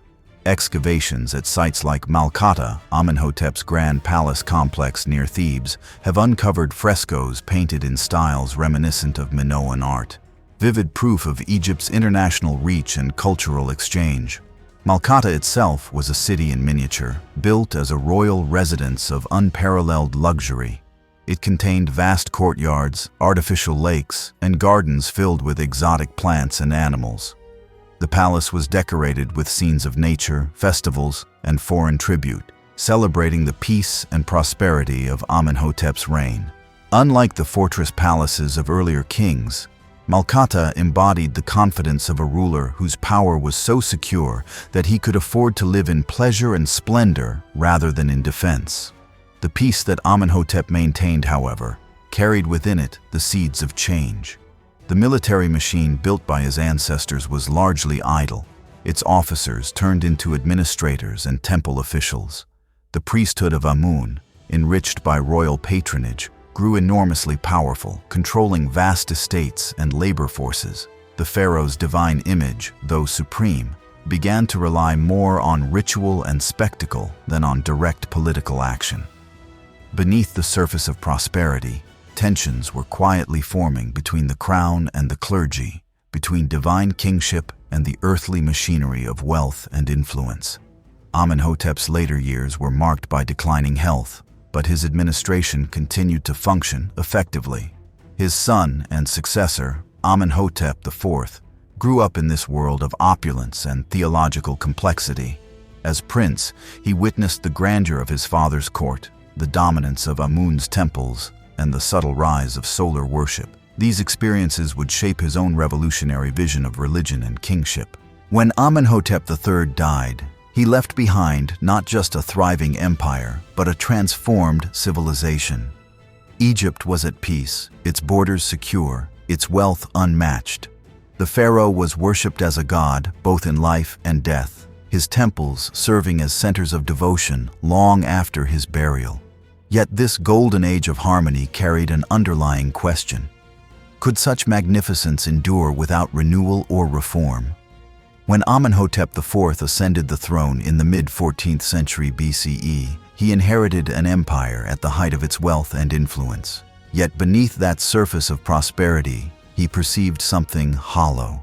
The temples of Amun had become immensely rich and politically powerful, rivaling the crown itself. The rituals of worship, once a means of upholding cosmic order, had grown elaborate and impersonal. For the young pharaoh, the divine seemed too distant, hidden behind priestly hierarchies and centuries of tradition. From this tension emerged one of the most radical experiments in religious and cultural history, the revolution of Akhenaten. At first, Amenhotep IV ruled conventionally, participating in traditional ceremonies and honoring the established gods. But within a few years, subtle changes appeared in royal inscriptions. The king began to emphasize the worship of Aten, the visible disk of the sun, as the supreme and universal deity. The Aten was not a god of images or mysteries, but the very source of life itself, its rays extending to all creation. This theological shift soon became a political one. By elevating Aten above all other gods, the pharaoh was asserting his own direct connection to the divine, bypassing the powerful priesthoods, especially that of Amun. In the 5th year of his reign, Amenhotep IV took the extraordinary step of changing his name to Akhenaten, meaning he who is effective for the Aten. At the same time, he abandoned Thebes, the city dominated by the temples of Amun, and founded a new capital in a remote stretch of desert halfway between Memphis and Thebes. He called it Akhenaten, the horizon of the Aten. Today it is known as Amarna. This city, built from scratch, was designed to embody the principles of the new faith: openness, light, and the immediate presence of the sun. The construction of Amarna was both a logistical marvel and a symbolic declaration. Thousands of workers, artisans, and officials relocated to the barren site, raising temples, palaces, and administrative buildings in astonishing speed. Unlike the dark sanctuaries of traditional temples, the houses of worship at Amarna were open to the sky, allowing the rays of Aten to shine directly upon the altars. There were no statues of the god, only depictions of the radiant disk with elongated rays ending in tiny hands, bestowing life upon the royal family. Art under Akhenaten underwent a transformation as revolutionary as his theology. The stiff, idealized forms of earlier pharaohs gave way to a naturalistic and fluid style. The king and his queen, Nefertiti, were portrayed with elongated skulls, narrow faces, and full lips. Their bodies appeared slender, almost androgynous, emphasizing spiritual rather than physical perfection. Scenes from the royal palace showed the family in intimate domestic moments, playing with their daughters, embracing or sharing food under the rays of the Aten. This humanization of the royal image was unprecedented in Egyptian art. It reflected Akhenaten's belief that the divine was not distant but present in the warmth of sunlight and the continuity of family life. Nefertiti herself was central to the new order. She was not a passive consort, but an active participant in worship, often depicted alongside the king performing rituals to the Aten. Her prominence in art and inscriptions suggests she shared in Akhenaten's spiritual vision and political authority.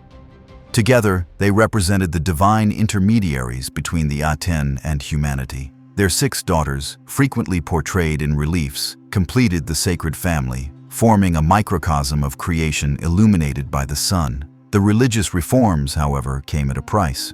As the new capital rose, the old temples across Egypt began to lose royal funding. Priests of Amun and other traditional gods found their incomes cut off, their lands seized, and their statues defaced. Inscriptions of Amun's name were erased from monuments, a deliberate act of iconoclasm unseen before in Egyptian history. The king's orders extended even to the tombs of his ancestors, where the god's name was chiseled away. Such measures alienated large sections of society, particularly the priesthood and officials whose power depended on the traditional religious system. Akhenaten's foreign policy also suffered. While his father's diplomacy had maintained peace and prosperity, Akhenaten seemed less interested in the affairs of empire. The Amarna letters, which record correspondence between Egypt and its vassal states, reveal growing anxiety among Egypt's allies. Governors in Syria and Canaan pleaded for military support against encroaching powers, but their requests often went unanswered. Whether this neglect was due to indifference, resource constraints, or ideological withdrawal is still debated. What is clear is that Egypt's influence abroad weakened during his reign. Within Egypt, the new faith reshaped daily life. Traditional festivals dedicated to Amun, Osiris, and other gods ceased to be celebrated. Instead, public rituals honored the Aten, focusing on the royal family's devotion rather than communal participation. The hymns composed during this period, such as the famous Great Hymn to the Aten, express a profound sense of monotheistic wonder. You arise in perfection on the horizon of the sky, living Aten, the beginning of life. You fill every land with your beauty. Yet even in their poetic beauty, these hymns emphasize exclusivity. Only Akhenaten and his family could truly know and mediate the will of the Aten. Life in Amarna itself reflected the duality of the king's vision, spiritual idealism and social hierarchy. Archaeological evidence from the city reveals both grand palaces with painted floors and modest workers' houses built of mud brick. The population included artisans, scribes, soldiers, and foreign laborers, all dependent on the royal administration. While the elite enjoyed luxury, many common people lived hard lives under intense sun, producing the wealth that sustained the new cult. Yet there are signs that devotion to traditional gods continued quietly among them, suggesting that the old faiths never entirely disappeared. The later years of Akhenaten's reign remain shrouded in uncertainty. Some evidence suggests growing unrest within the empire, possibly even internal dissent. The death of one or more of his daughters, depicted in the art of Amarna, may have deepened the king's spiritual focus and isolation. Toward the end of his life, he appointed a co-regent, possibly Nefertiti herself or another figure, Smenkhkare, perhaps to secure continuity for his religious project. But soon after Akhenaten's death, the revolution he had built began to unravel. The reasons for the collapse were both practical and ideological. The Aten cult, centered entirely on the person of the pharaoh, lacked deep institutional roots. Without Akhenaten's personal authority, it had no mechanism to sustain itself. The old priesthoods, though suppressed, remained embedded in Egyptian society and quickly regained influence. Moreover, the neglect of foreign affairs had weakened Egypt's strategic position. The next rulers faced the urgent task of restoring both political stability and religious balance.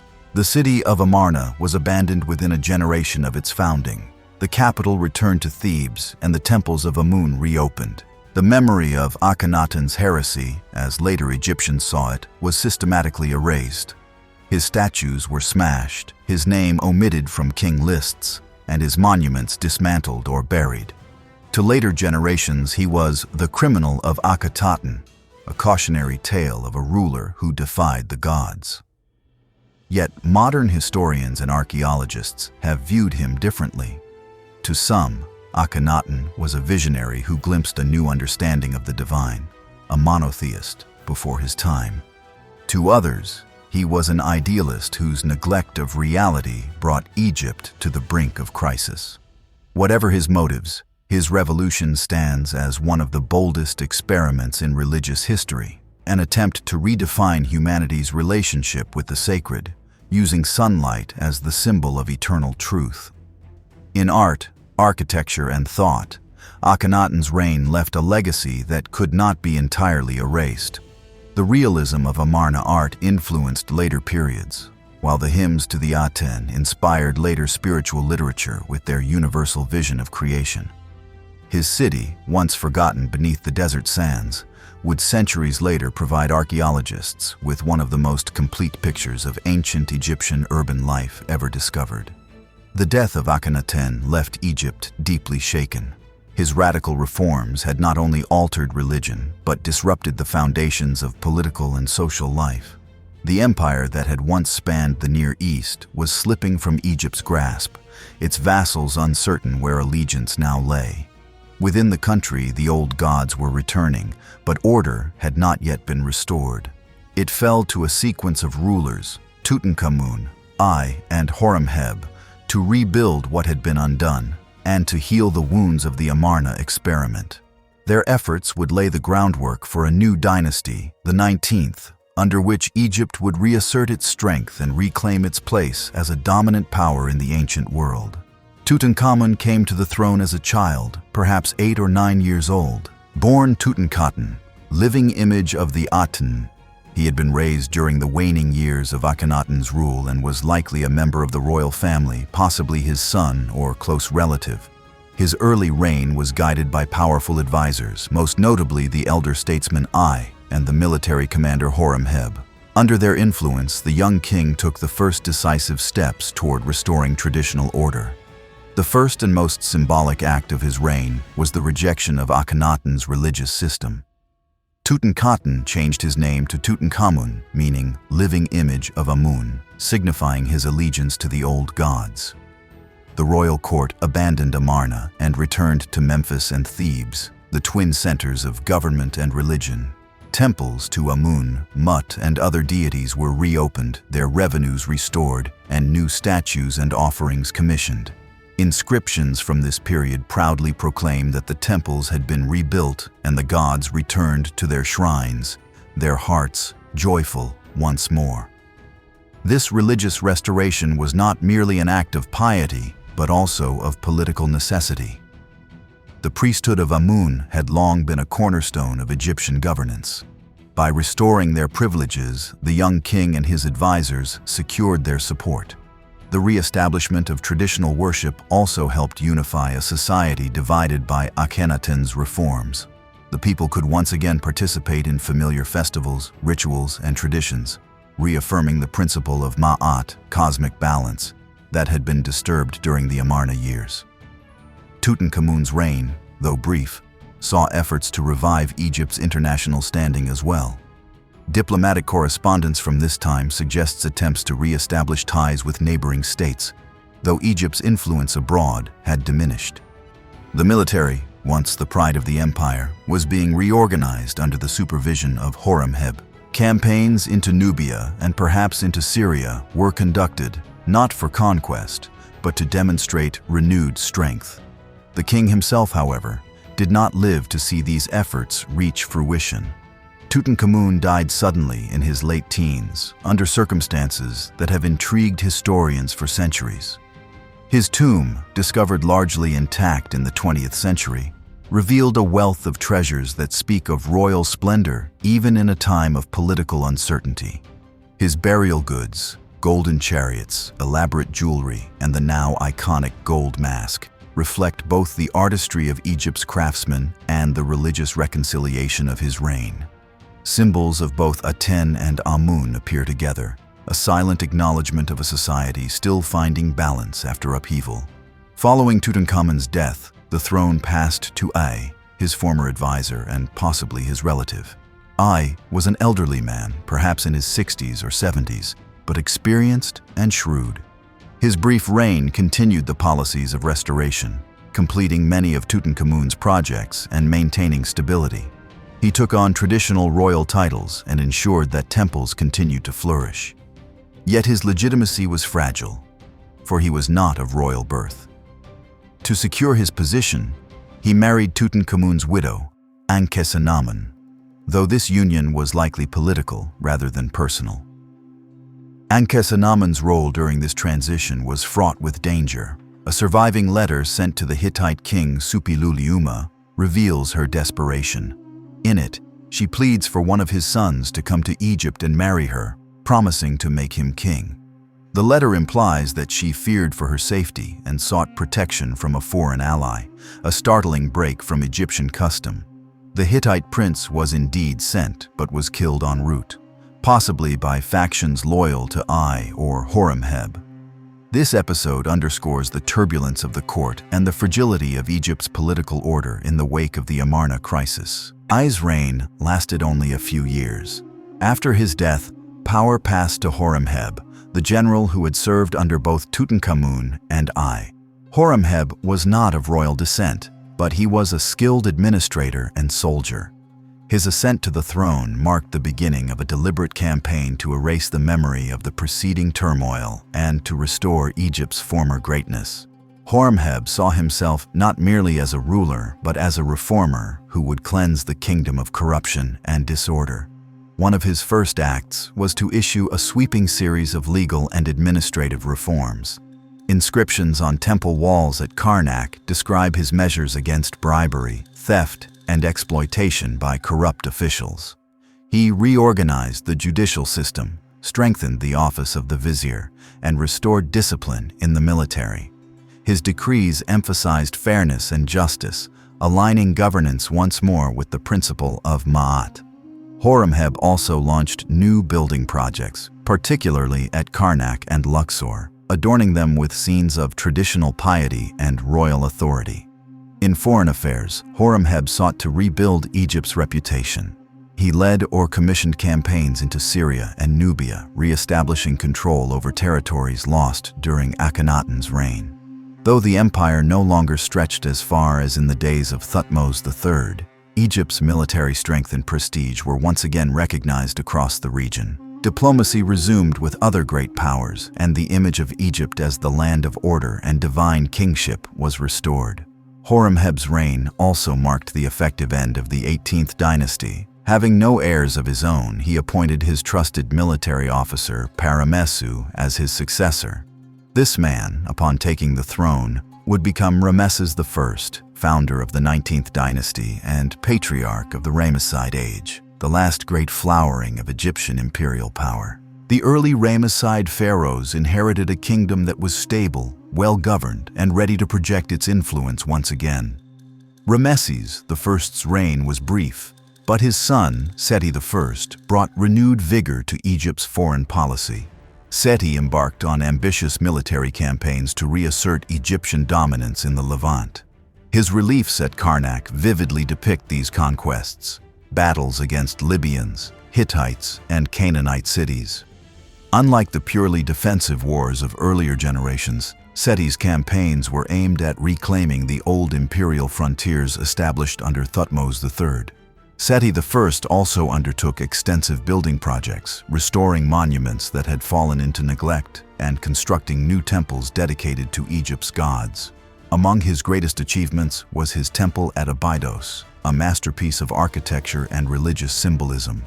The temple's walls bear one of the most important inscriptions in Egyptian history, the Abydos King List, a chronological record of legitimate rulers from the earliest dynasties to Sete's own time. Notably absent from this list are the Amarna kings, whose memory continued to be condemned. Through these acts, Sate reaffirmed continuity with Egypt's glorious past while erasing the scars of its heresies.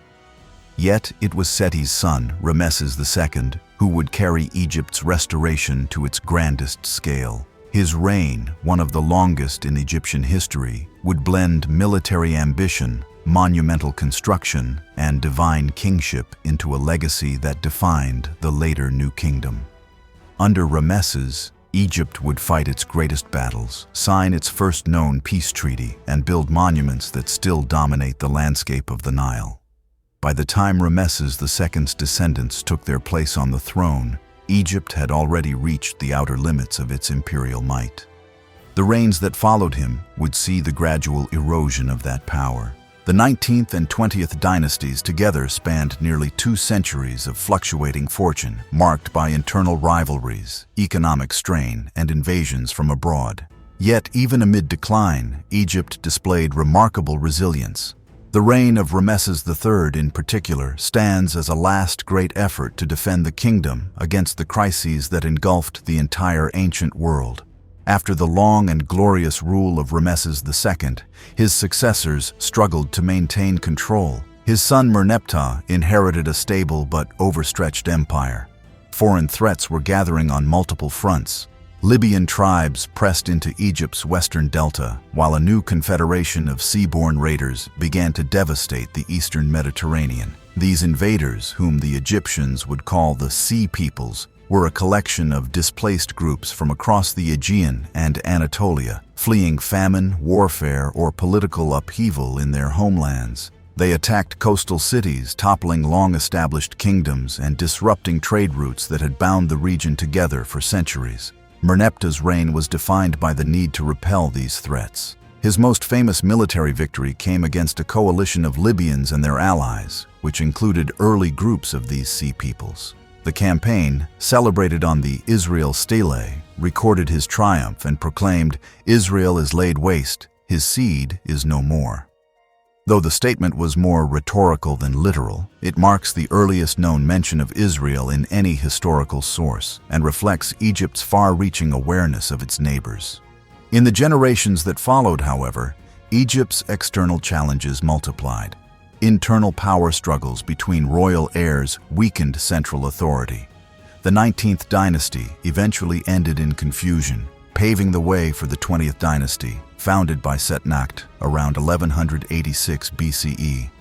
His son, Ramesses III, would face a world in crisis. Ramesses III's reign, lasting over 3 decades, began with determination and ambition. He consciously modeled himself on the great Ramesses II, reviving his name, his imagery, and his ideals. Yet the world he ruled was no longer the one his predecessor had known. Across the Near East, kingdoms were collapsing under the weight of famine, migration, and war. The Hittite Empire, once Egypt's formidable rival, disintegrated. Mycenaean Greece fell into chaos, and the cities of Canaan were destroyed or abandoned. Egypt itself stood as one of the few surviving powers, but it was surrounded by turmoil.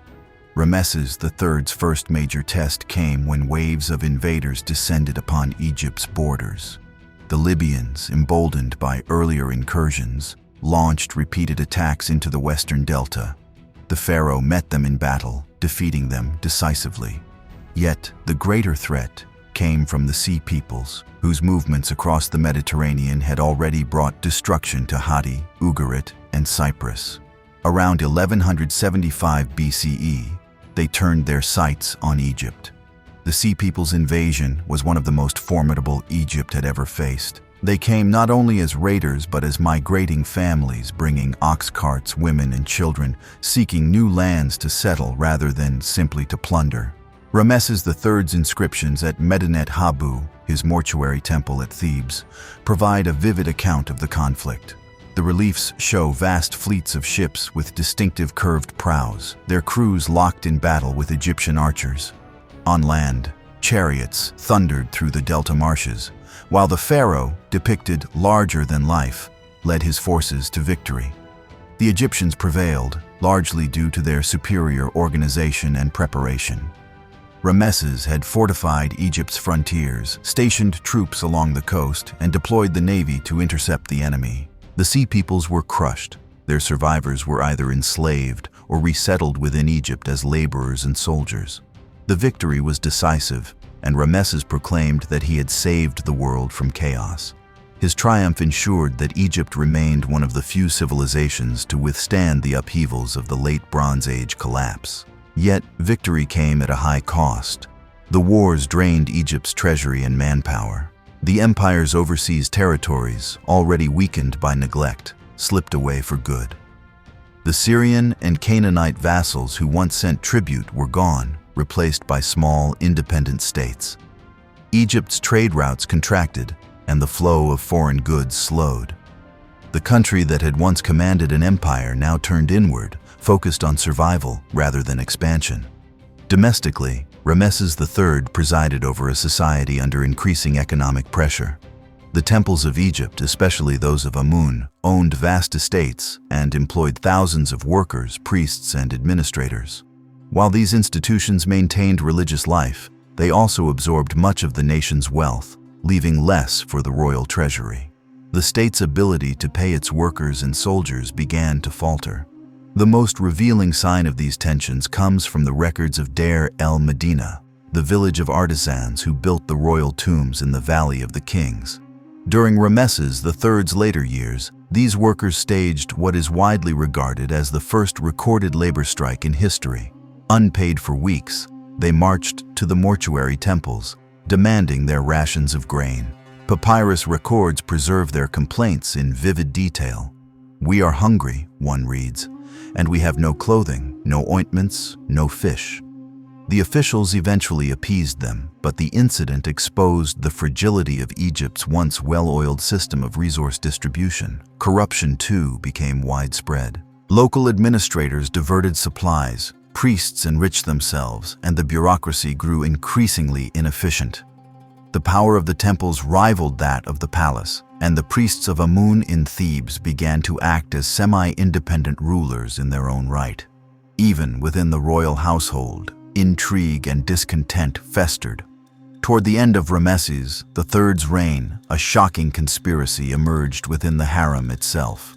A group of palace officials, magicians, and royal women plotted to assassinate the king and place one of his sons, Pentaur, on the throne. The so-called harem conspiracy, detailed in surviving papyri, reads like a tragic drama of ambition and betrayal.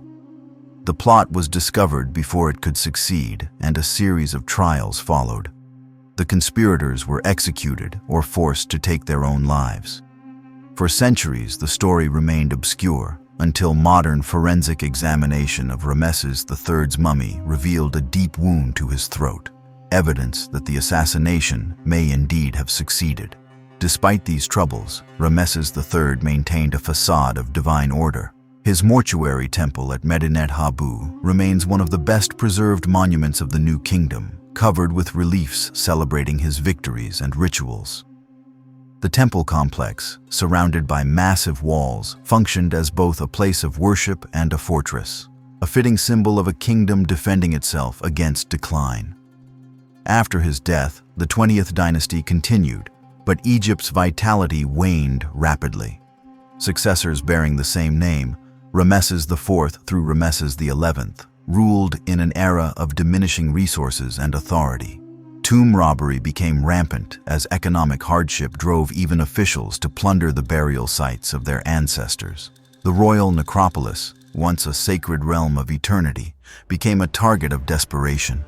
The fragmentation of power deepened. In Thebes, the high priests of Amun effectively ruled Upper Egypt, commanding wealth and loyalty equal to that of the pharaohs. In the north, the royal court at Pi-Ramesses and later Tanis governed the delta, struggling to maintain control over shrinking revenues. Egypt was still a land of monumental temples and enduring traditions, but its political structure had fractured into competing centers of authority. With the close of the New Kingdom, Egypt entered a new and uncertain age. The unity and authority that had defined pharaonic rule for centuries were replaced by fragmentation and divided power. The once mighty empire that had stretched across continents now narrowed its focus to survival within its own borders. This long and complex era, known as the Third Intermediate Period, lasted from roughly 1069 to 664 BCE. It was a time of shifting alliances, regional dynasties, and foreign influence, yet also of adaptation and resilience.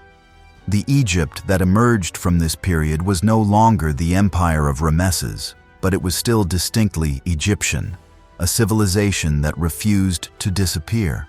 The collapse of centralized rule after the 20th dynasty left two main centers of authority, one in the north, based at Tanis in the Nile Delta, and another in the south, centered around Thebes. In the Delta, new rulers of Libyan descent, descendants of mercenaries and settlers who had served Egypt for generations, rose to prominence. These men adopted Egyptian customs, titles, and religious practices, presenting themselves as legitimate pharaohs. In Thebes, however, real power increasingly rested with the priesthood of Amun. The high priests of Amun, who had gained immense wealth and influence during the New Kingdom, now governed Upper Egypt almost independently. The division between north and south was not simply geographical, it was ideological. The Tanite kings in the north ruled as monarchs in the traditional sense, issuing decrees and maintaining foreign contacts. The Theban priests, on the other hand, ruled through divine authority, administering temple estates and overseeing vast economic networks. Though both sides recognized each other formally, Egypt was effectively a dual state. In Thebes, the high priest was regarded as the living representative of Amun, while in the north, the pharaoh retained the political mantle of Horus. The early phase of this period was dominated by the 21st dynasty, based at Tanis. Its founder, Smendes, had been a powerful official during the late New Kingdom and managed to establish himself as king after the death of Ramesses XI. Smendes maintained the outward forms of monarchy, but his influence was limited mainly to Lower Egypt. His successors continued to rule from Tanis, while in Upper Egypt, the high priests of Amun, such as Herihor and Pinagem, exercised equal authority. The two spheres coexisted with a degree of cooperation. Marriages between the royal and priestly families helped maintain balance, and religious festivals, such as the Beautiful Feast of the Valley, continued to link north and south in shared tradition. Despite political division, Egypt during this time was far from static. The Tanite kings invested in trade and diplomacy, maintaining relations with Phoenicia and Byblos. The temple economy remained robust, funded by agricultural estates and skilled artisans. However, the erosion of royal power allowed local governors and military commanders to act with increasing autonomy. The system of centralized administration that had sustained the great dynasties was now fragmented into regional authorities. A defining feature of the Third Intermediate Period was the rise of the Libyan dynasties. Over the centuries, Libyan tribes such as the Meshwesh had migrated into the Delta, serving as mercenaries in Egypt's armies. Many settled permanently, intermarrying with Egyptians and adopting their language and religion. By the 22nd dynasty, a Libyan chieftain named Shashank I, also known as Shishak in biblical accounts, had consolidated power and ascended the throne around 945 BCE. Shashank's reign marked a resurgence of royal authority, albeit brief. He moved the capital to Bubastis in the eastern delta and sought to reunify Egypt under strong leadership. His foreign policy revived Egypt's ambitions in the Levant, where internal conflicts among Israelite and Phoenician states offered opportunities for intervention. A military campaign into Canaan, recorded on the Bubastite portal at Karnak, describes his victories and the capture of tribute from numerous towns. Biblical tradition also mentions Shishak's invasion of Jerusalem during the reign of Rehoboam, son of Solomon, though Egyptian records make no explicit reference to it. Domestically, Shashank strengthened his position by appointing family members to key offices. His son, Uput, became high priest of Amun, thereby binding the Theban religious establishment to the royal house. For a time, Egypt seemed reunited. Yet, this unity was fragile. After Shashank's death, his successors could not maintain the same control.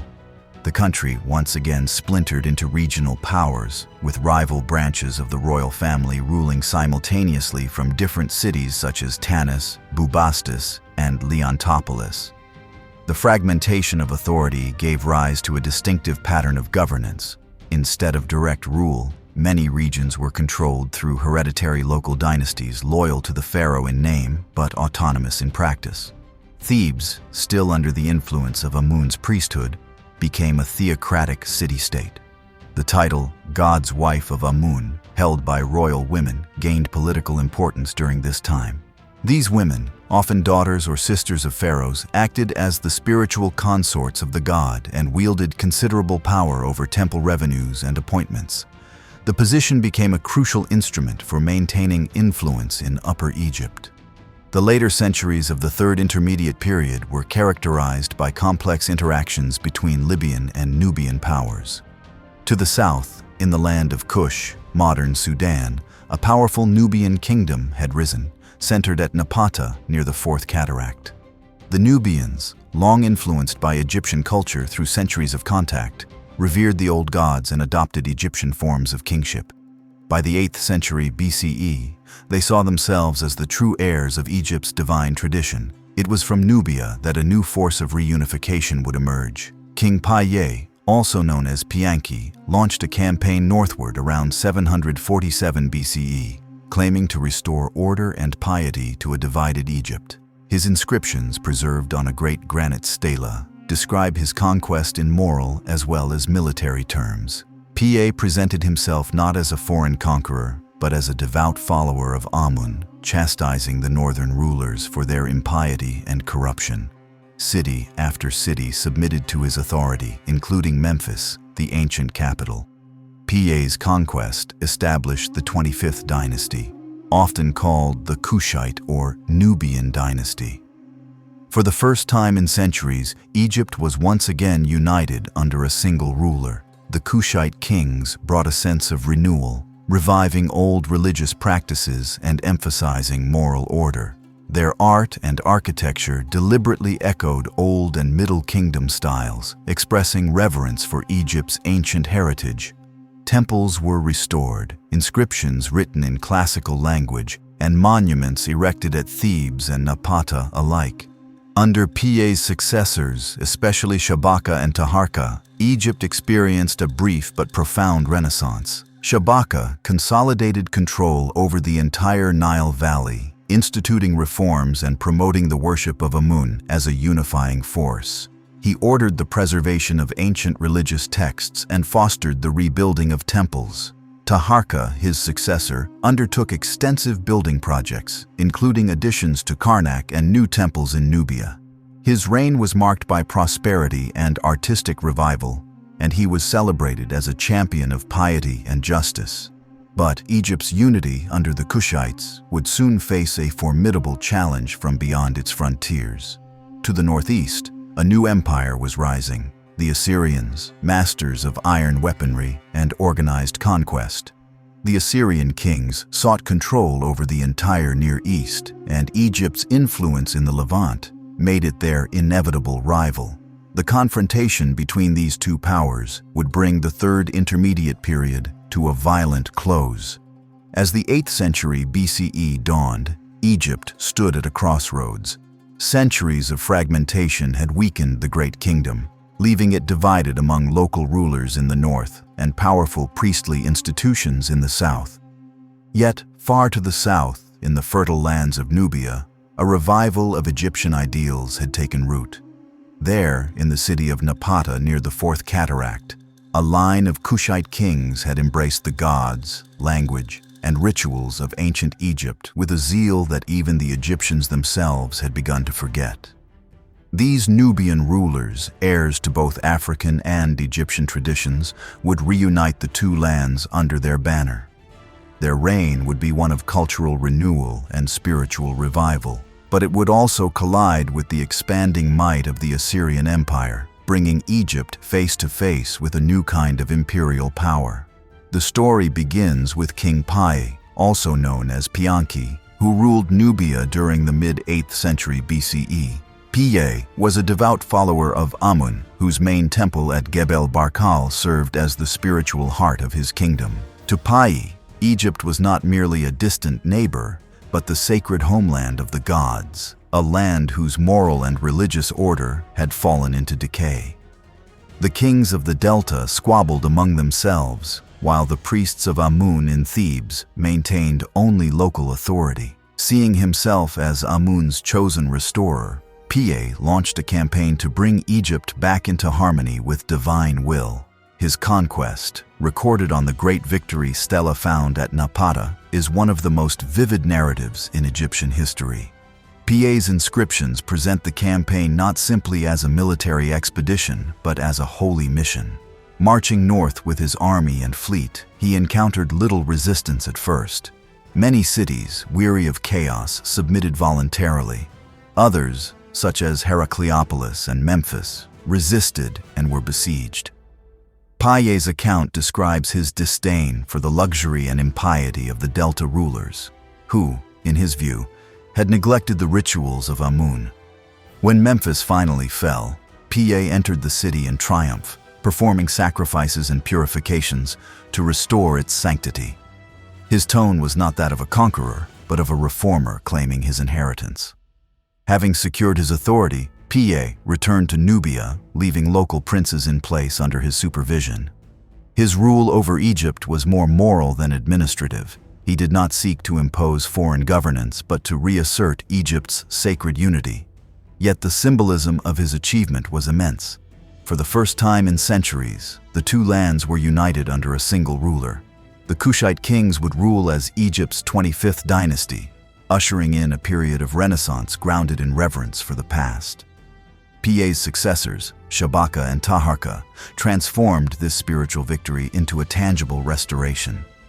Shabaka, who consolidated his power after his brother's death, moved the royal residence to Memphis, thereby asserting his authority over both Upper and Lower Egypt. He sought to revive the ancient ideals of kingship, emphasizing justice, piety, and the restoration of order. One of his most remarkable acts was the preservation of a philosophical text known as the Memphite theology, inscribed on the Shabaka stone.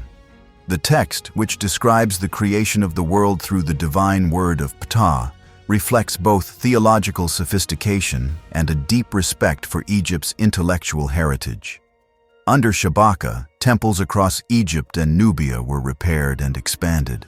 The cult of Amun, centered at Thebes and Napata, flourished as never before.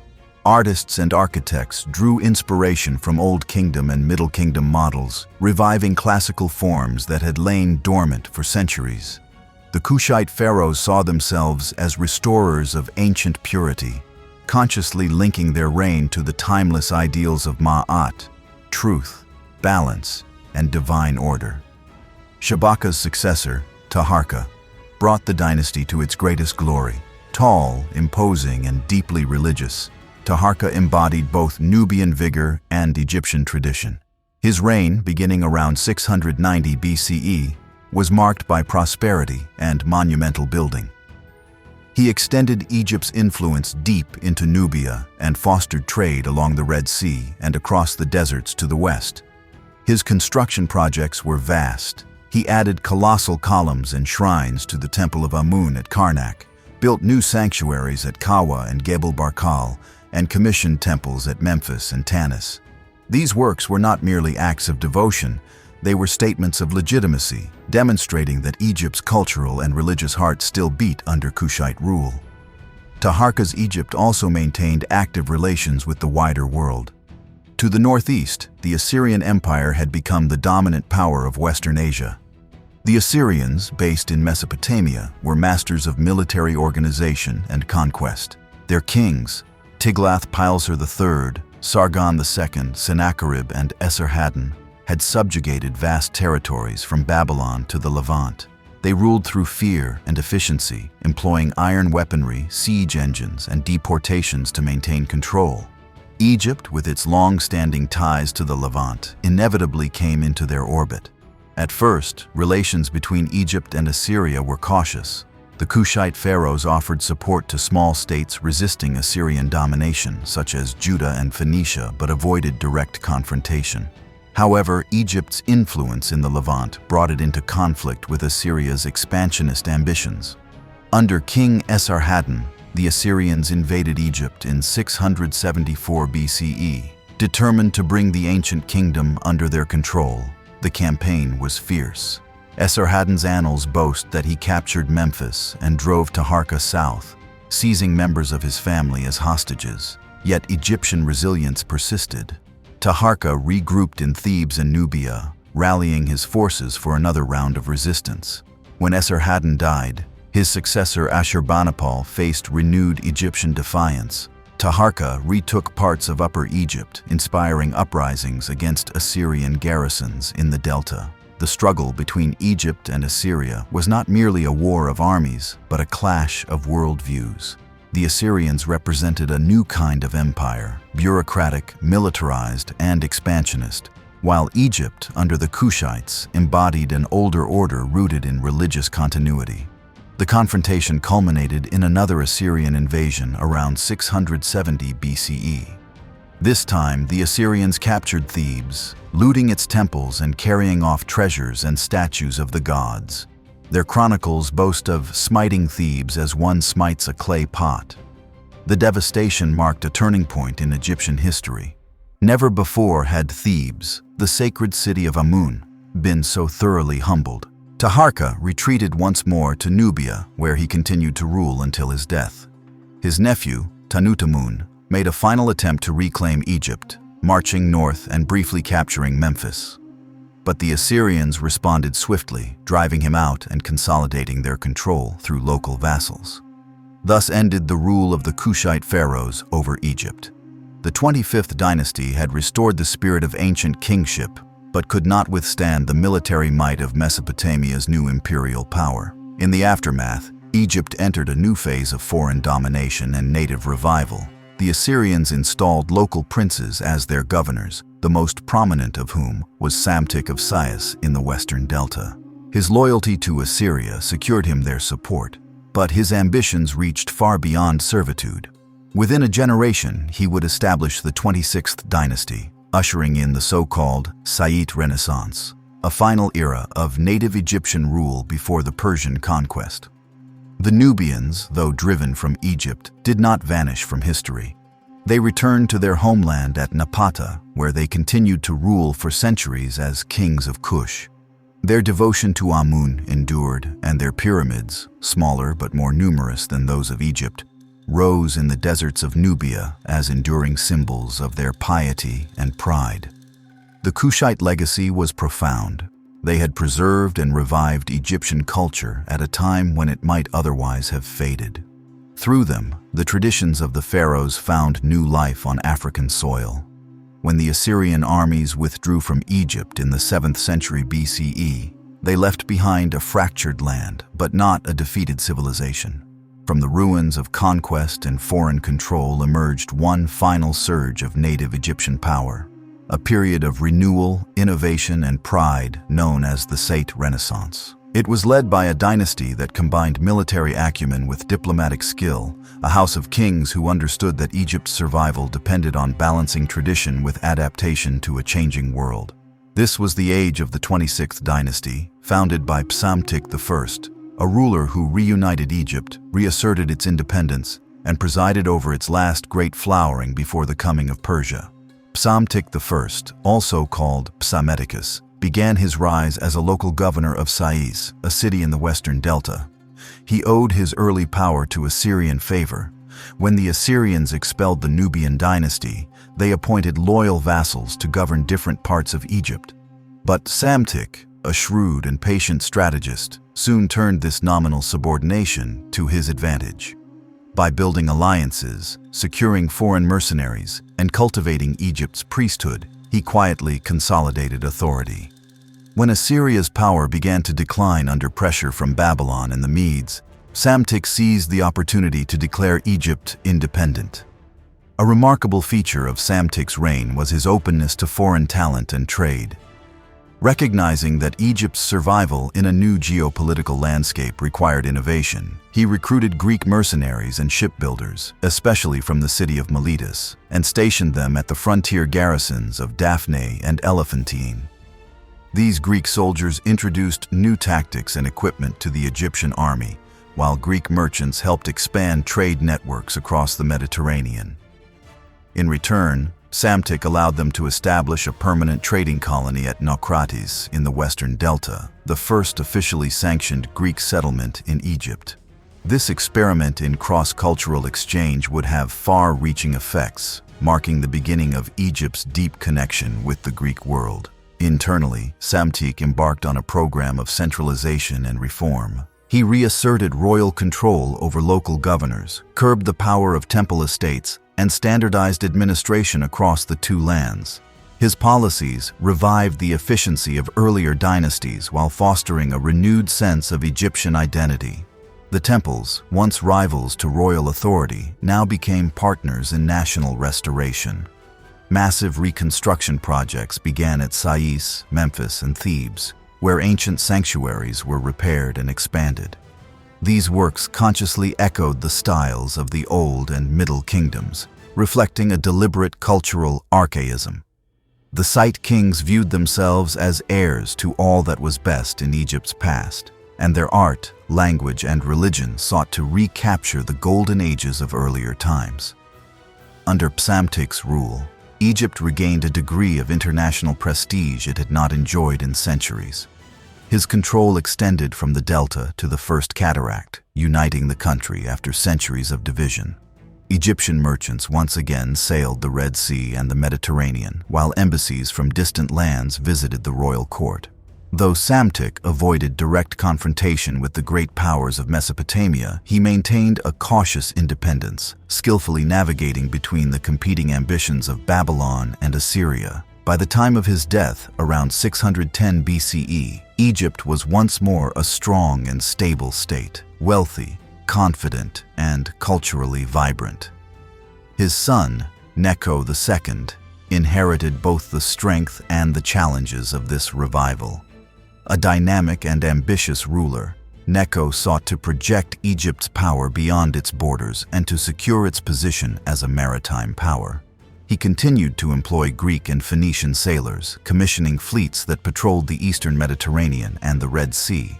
One of his most visionary undertakings was an attempt to build a canal connecting the Nile to the Red Sea, a precursor to the modern Suez Canal. Though never completed in his lifetime, it symbolized Egypt's renewed ambition to link the Mediterranean and Indian Ocean trade routes under its control. Necho also played a significant role in the turbulent politics of the Near East. As the Assyrian Empire collapsed under Babylonian attack, Necho intervened to protect Egypt's strategic interests in the Levant. Marching north, his forces clashed with the rising Babylonian power. In the process, he encountered the kingdom of Judah, where the young king Josiah attempted to block his advance at Megiddo. The Egyptian army triumphed and Josiah was killed in battle, an event remembered in biblical history. Yet Necho's ambitions soon brought him into direct conflict with Babylon itself. In 605 BCE, The Babylonians under Nebuchadnezzar II dealt Egypt a crushing defeat at Carchemish near the Euphrates River. This battle ended Egypt's brief resurgence as a Near Eastern power. Though Necho retained control of his own borders, Egypt's influence in Asia was permanently lost. Nevertheless, he continued his domestic reforms, and his reign laid the groundwork for continued prosperity. His engineers and administrators expanded irrigation systems, improved agriculture, and fortified cities across the Delta and the Nile Valley. The following generations of Site rulers maintained Egypt's stability even as the world around them changed dramatically. Psamtik II led campaigns into Nubia, pushing southward to reaffirm Egypt's traditional frontiers and to protect the gold-rich trade routes. His reign also witnessed increased contact with Greece, both through Naukratis and through cultural exchange. Greek travelers and intellectuals, such as the poet Arrian and later the historian Herodotus, would come to view Egypt as a land of wisdom and antiquity, a living link to humanity's earliest civilization. Under King Amasis, who reigned from about 570 to 526 BCE, Egypt reached a final moment of peace and prosperity before the coming storm. Amasis, originally a military officer of humble background, came to power after a revolt that deposed his predecessor, Apries.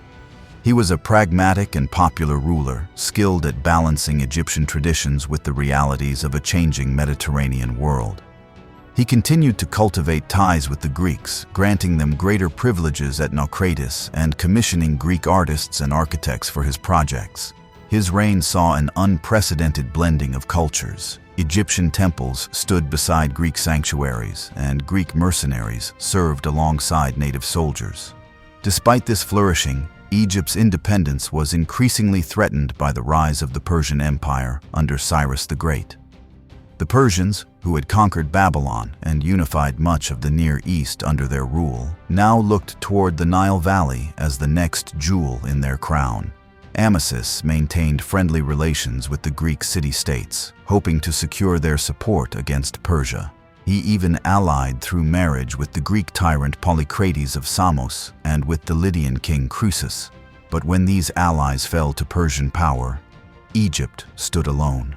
When Amasis died, his son Psamtik III inherited the throne at the most perilous moment in Egypt's recent history. In 525 BCE, the Persian king Cambyses II launched a massive invasion. The Persians crossed the Sinai Peninsula with the aid of Arabian allies, bypassing Egypt's frontier defenses. At Pelusium, near the eastern edge of the Delta, the two armies met in a decisive battle. According to later accounts, the Persians used psychological warfare, placing images or even live animals sacred to the Egyptians, such as cats, on their shields, causing confusion among the defenders who feared harming them. The Egyptian army was defeated and Psamtik III fled to Memphis, where he was captured. The fall of Memphis marked the end of Egypt's independence after nearly 3,000 years of native rule. Cambyses proclaimed himself Pharaoh of Egypt, adopting the traditional titles and making offerings to the gods. Yet his rule, and that of his successors, represented a profound change. Egypt was now part of the vast Achaemenid Empire, governed by satraps and integrated into a global system that stretched from the Indus Valley to the Aegean Sea. Though the Persians respected Egyptian customs to some extent, the loss of sovereignty weighed heavily on the national spirit. Periodic revolts broke out, led by princes and priests seeking to restore native rule. For brief periods, Egypt regained independence under local dynasties, the 28th through 30th. But these revivals were short-lived. The Persian reconquest under Artaxerxes III in the 4th century BCE ended the long cycle of native resistance. Yet, the Sate Renaissance had left an enduring legacy. It had shown that Egypt, even in its twilight, could still renew itself through the strength of its traditions and the adaptability of its people. The art and architecture of the Sate period influenced later civilizations, while its openness to Greek culture paved the way for the Hellenistic age to come. The blending of Greek and Egyptian ideas that began in Naukratis would later flourish under Alexander the Great and the Ptolemies. ensuring that the spirit of Egypt would live on in new forms. When the Persian kings took control of Egypt, the age of the native pharaohs came to an end. Yet the story of Egypt was far from finished. Over the next centuries, the land of the Nile would stand at the crossroads of empires, absorbing and reshaping foreign influences while maintaining the essence of its ancient identity. The final great chapter of ancient Egyptian history began with the arrival of Alexander the Great and the founding of a new dynasty that blended Greek ambition with Egyptian tradition, the Ptolemies. Their rule would usher in both renewal and conflict, culminating in the dramatic reign of Cleopatra the Seventh and Egypt's transformation into a province of the Roman world. In the year 332 BCE, Alexander the Great marched into Egypt after defeating the Persians at Issus and Giza. To the Egyptians, weary of foreign domination, the young Macedonian conqueror appeared not as an oppressor but as a liberator. He presented himself as the chosen of the gods, making offerings at Memphis and consulting the oracle of Amun at Siwa Oasis. There, the priests proclaimed him the son of Amun, linking him symbolically to the lineage of the ancient pharaohs. Alexander embraced this divine identity, and his respectful conduct toward Egyptian religion won him widespread acceptance. While in Egypt, Alexander founded a new city on the Mediterranean coast that would bear his name, Alexandria. Designed by Greek architects but located on Egyptian soil, it was intended as a gateway between worlds, a maritime hub that connected Greece, the Near East, and Africa. Its position near the Nile Delta gave it access to both Mediterranean trade routes and the agricultural wealth of the river valley. Over time, Alexandria would become one of the greatest cities of the ancient world, famed for its harbor, its lighthouse, the pharaohs, and its library, a repository of knowledge unmatched in antiquity. Alexander's death in Babylon in 323 BCE left his empire without a clear successor. His generals, known as the Diadochi, divided his territories among themselves in a series of bloody struggles. Egypt fell to one of his most capable commanders, Ptolemy, son of Lagus. Ptolemy was not only a soldier but a statesman and intellectual, and he quickly recognized the need to stabilize his new domain by fusing Greek and Egyptian traditions. Declaring himself pharaoh, Ptolemy founded the Ptolemaic dynasty, which would rule Egypt for nearly 3 centuries. Under Ptolemy I and his successors, Egypt became both a Hellenistic kingdom and a continuation of its ancient past. The new rulers adopted the symbols and ceremonies of pharaonic kingship, appearing in temples in traditional Egyptian regalia, making offerings to the gods, and sponsoring monumental building projects. At the same time, they maintained Greek as the language of government and established a Greek-style court and administration. The capital, Alexandria, became the center of this dual culture, a city where Greek philosophers debated Egyptian priests, and where art, science, and commerce flourished side by side. One of the Ptolemies' greatest achievements was the creation of the Library of Alexandria and its associated institution, the Mouseion, or Temple of the Muses.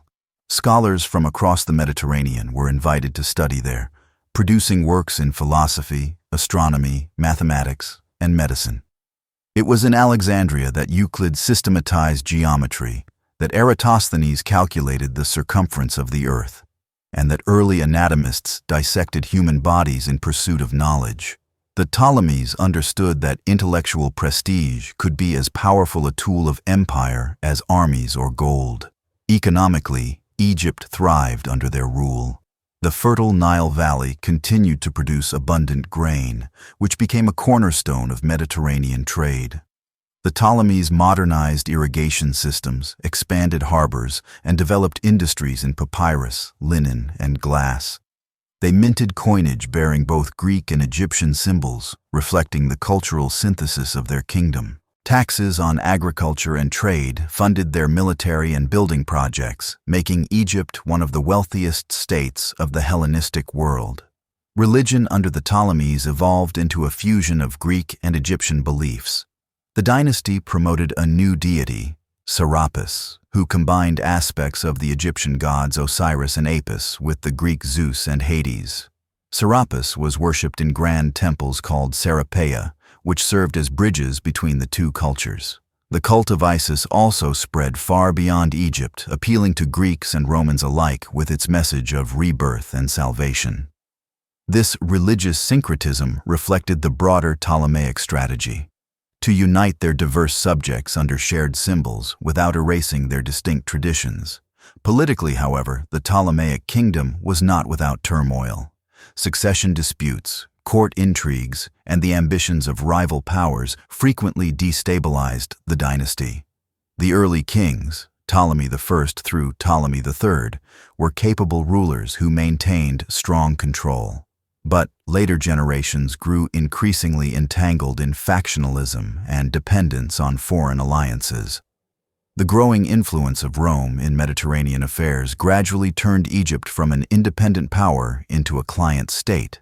It was in this turbulent context that the most famous of the Ptolemies, Cleopatra the Seventh, ascended the throne in 51 BCE. She inherited a kingdom weakened by internal strife and mounting Roman intervention. Yet Cleopatra was a ruler of extraordinary intellect, charm, and political acumen. Fluent in several languages, including Egyptian, the first of her dynasty to learn it, she presented herself as both a Greek monarch and a traditional pharaoh.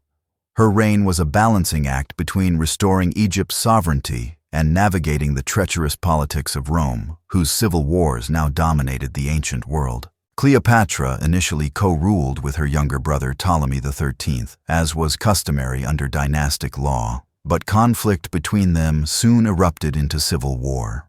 Seeking support, Cleopatra allied herself with Julius Caesar, who had come to Alexandria in pursuit of his rival Pompey. Their alliance was both political and personal. With Caesar's military backing, Cleopatra defeated her brother's forces at the Battle of the Nile. Ptolemy the 13th drowned in the aftermath, and Cleopatra was restored to the throne. Cleopatra bore Caesar a son, Caesarion, whom she declared co-ruler. In Egypt, she portrayed herself as the living embodiment of Isis, mother of the divine child Horus. Her partnership with Caesar symbolized both the rebirth of Egypt's divine order and the country's integration into the broader currents of Mediterranean power. When Caesar was assassinated in Rome, Cleopatra found herself once again navigating a perilous political landscape. Her next great alliance was with Mark Antony, one of Caesar's foremost generals and a key figure in the Roman civil wars. Together, they sought to create a new Eastern empire that could rival the authority of Octavian, Caesar's adopted heir. Cleopatra and Antony's relationship became legendary, celebrated for its romance and ambition, but also condemned by their enemies as decadent and dangerous. The couple's fortunes reached their height when Antony granted Cleopatra control over large territories in the eastern Mediterranean, reaffirming Egypt's ancient prestige. Their downfall came at the Battle of Actium in 31 BCE, where the forces of Octavian defeated their combined fleet. Antony and Cleopatra retreated to Alexandria, where they made a final stand.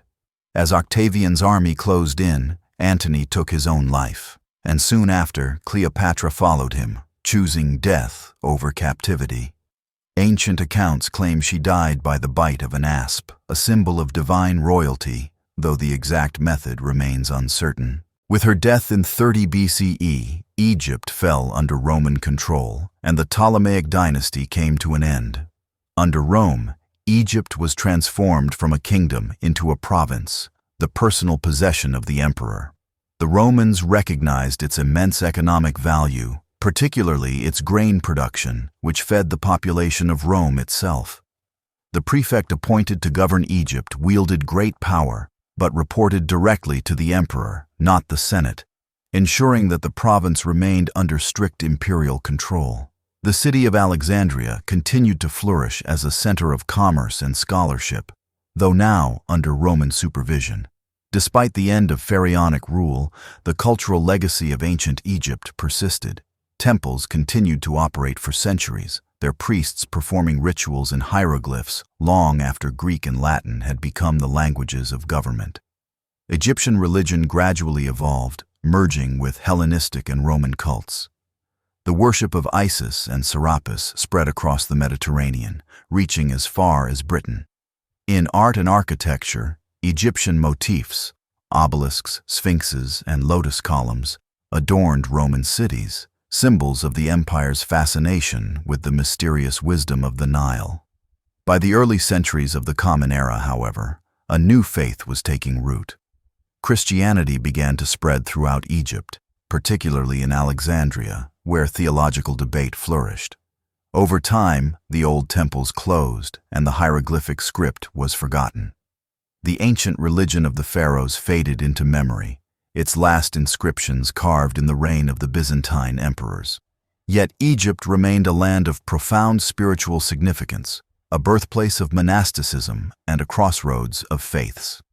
Centuries later, when the French scholar Jean-François Champollion deciphered the Rosetta Stone in the 19th century, the voices of ancient Egypt spoke again after millennia of silence. Through his work, the lost world of hieroglyphs, temples, and pharaohs re-emerged, revealing the continuity and complexity of a civilization that had shaped human history for more than 3,000 years. The legacy of Egypt's long journey, from the unification of the two lands to its absorption into the Roman Empire, endures as one of the most extraordinary sagas in world history. Its rulers rose and fell, its gods were worshipped and forgotten, yet its influence never vanished.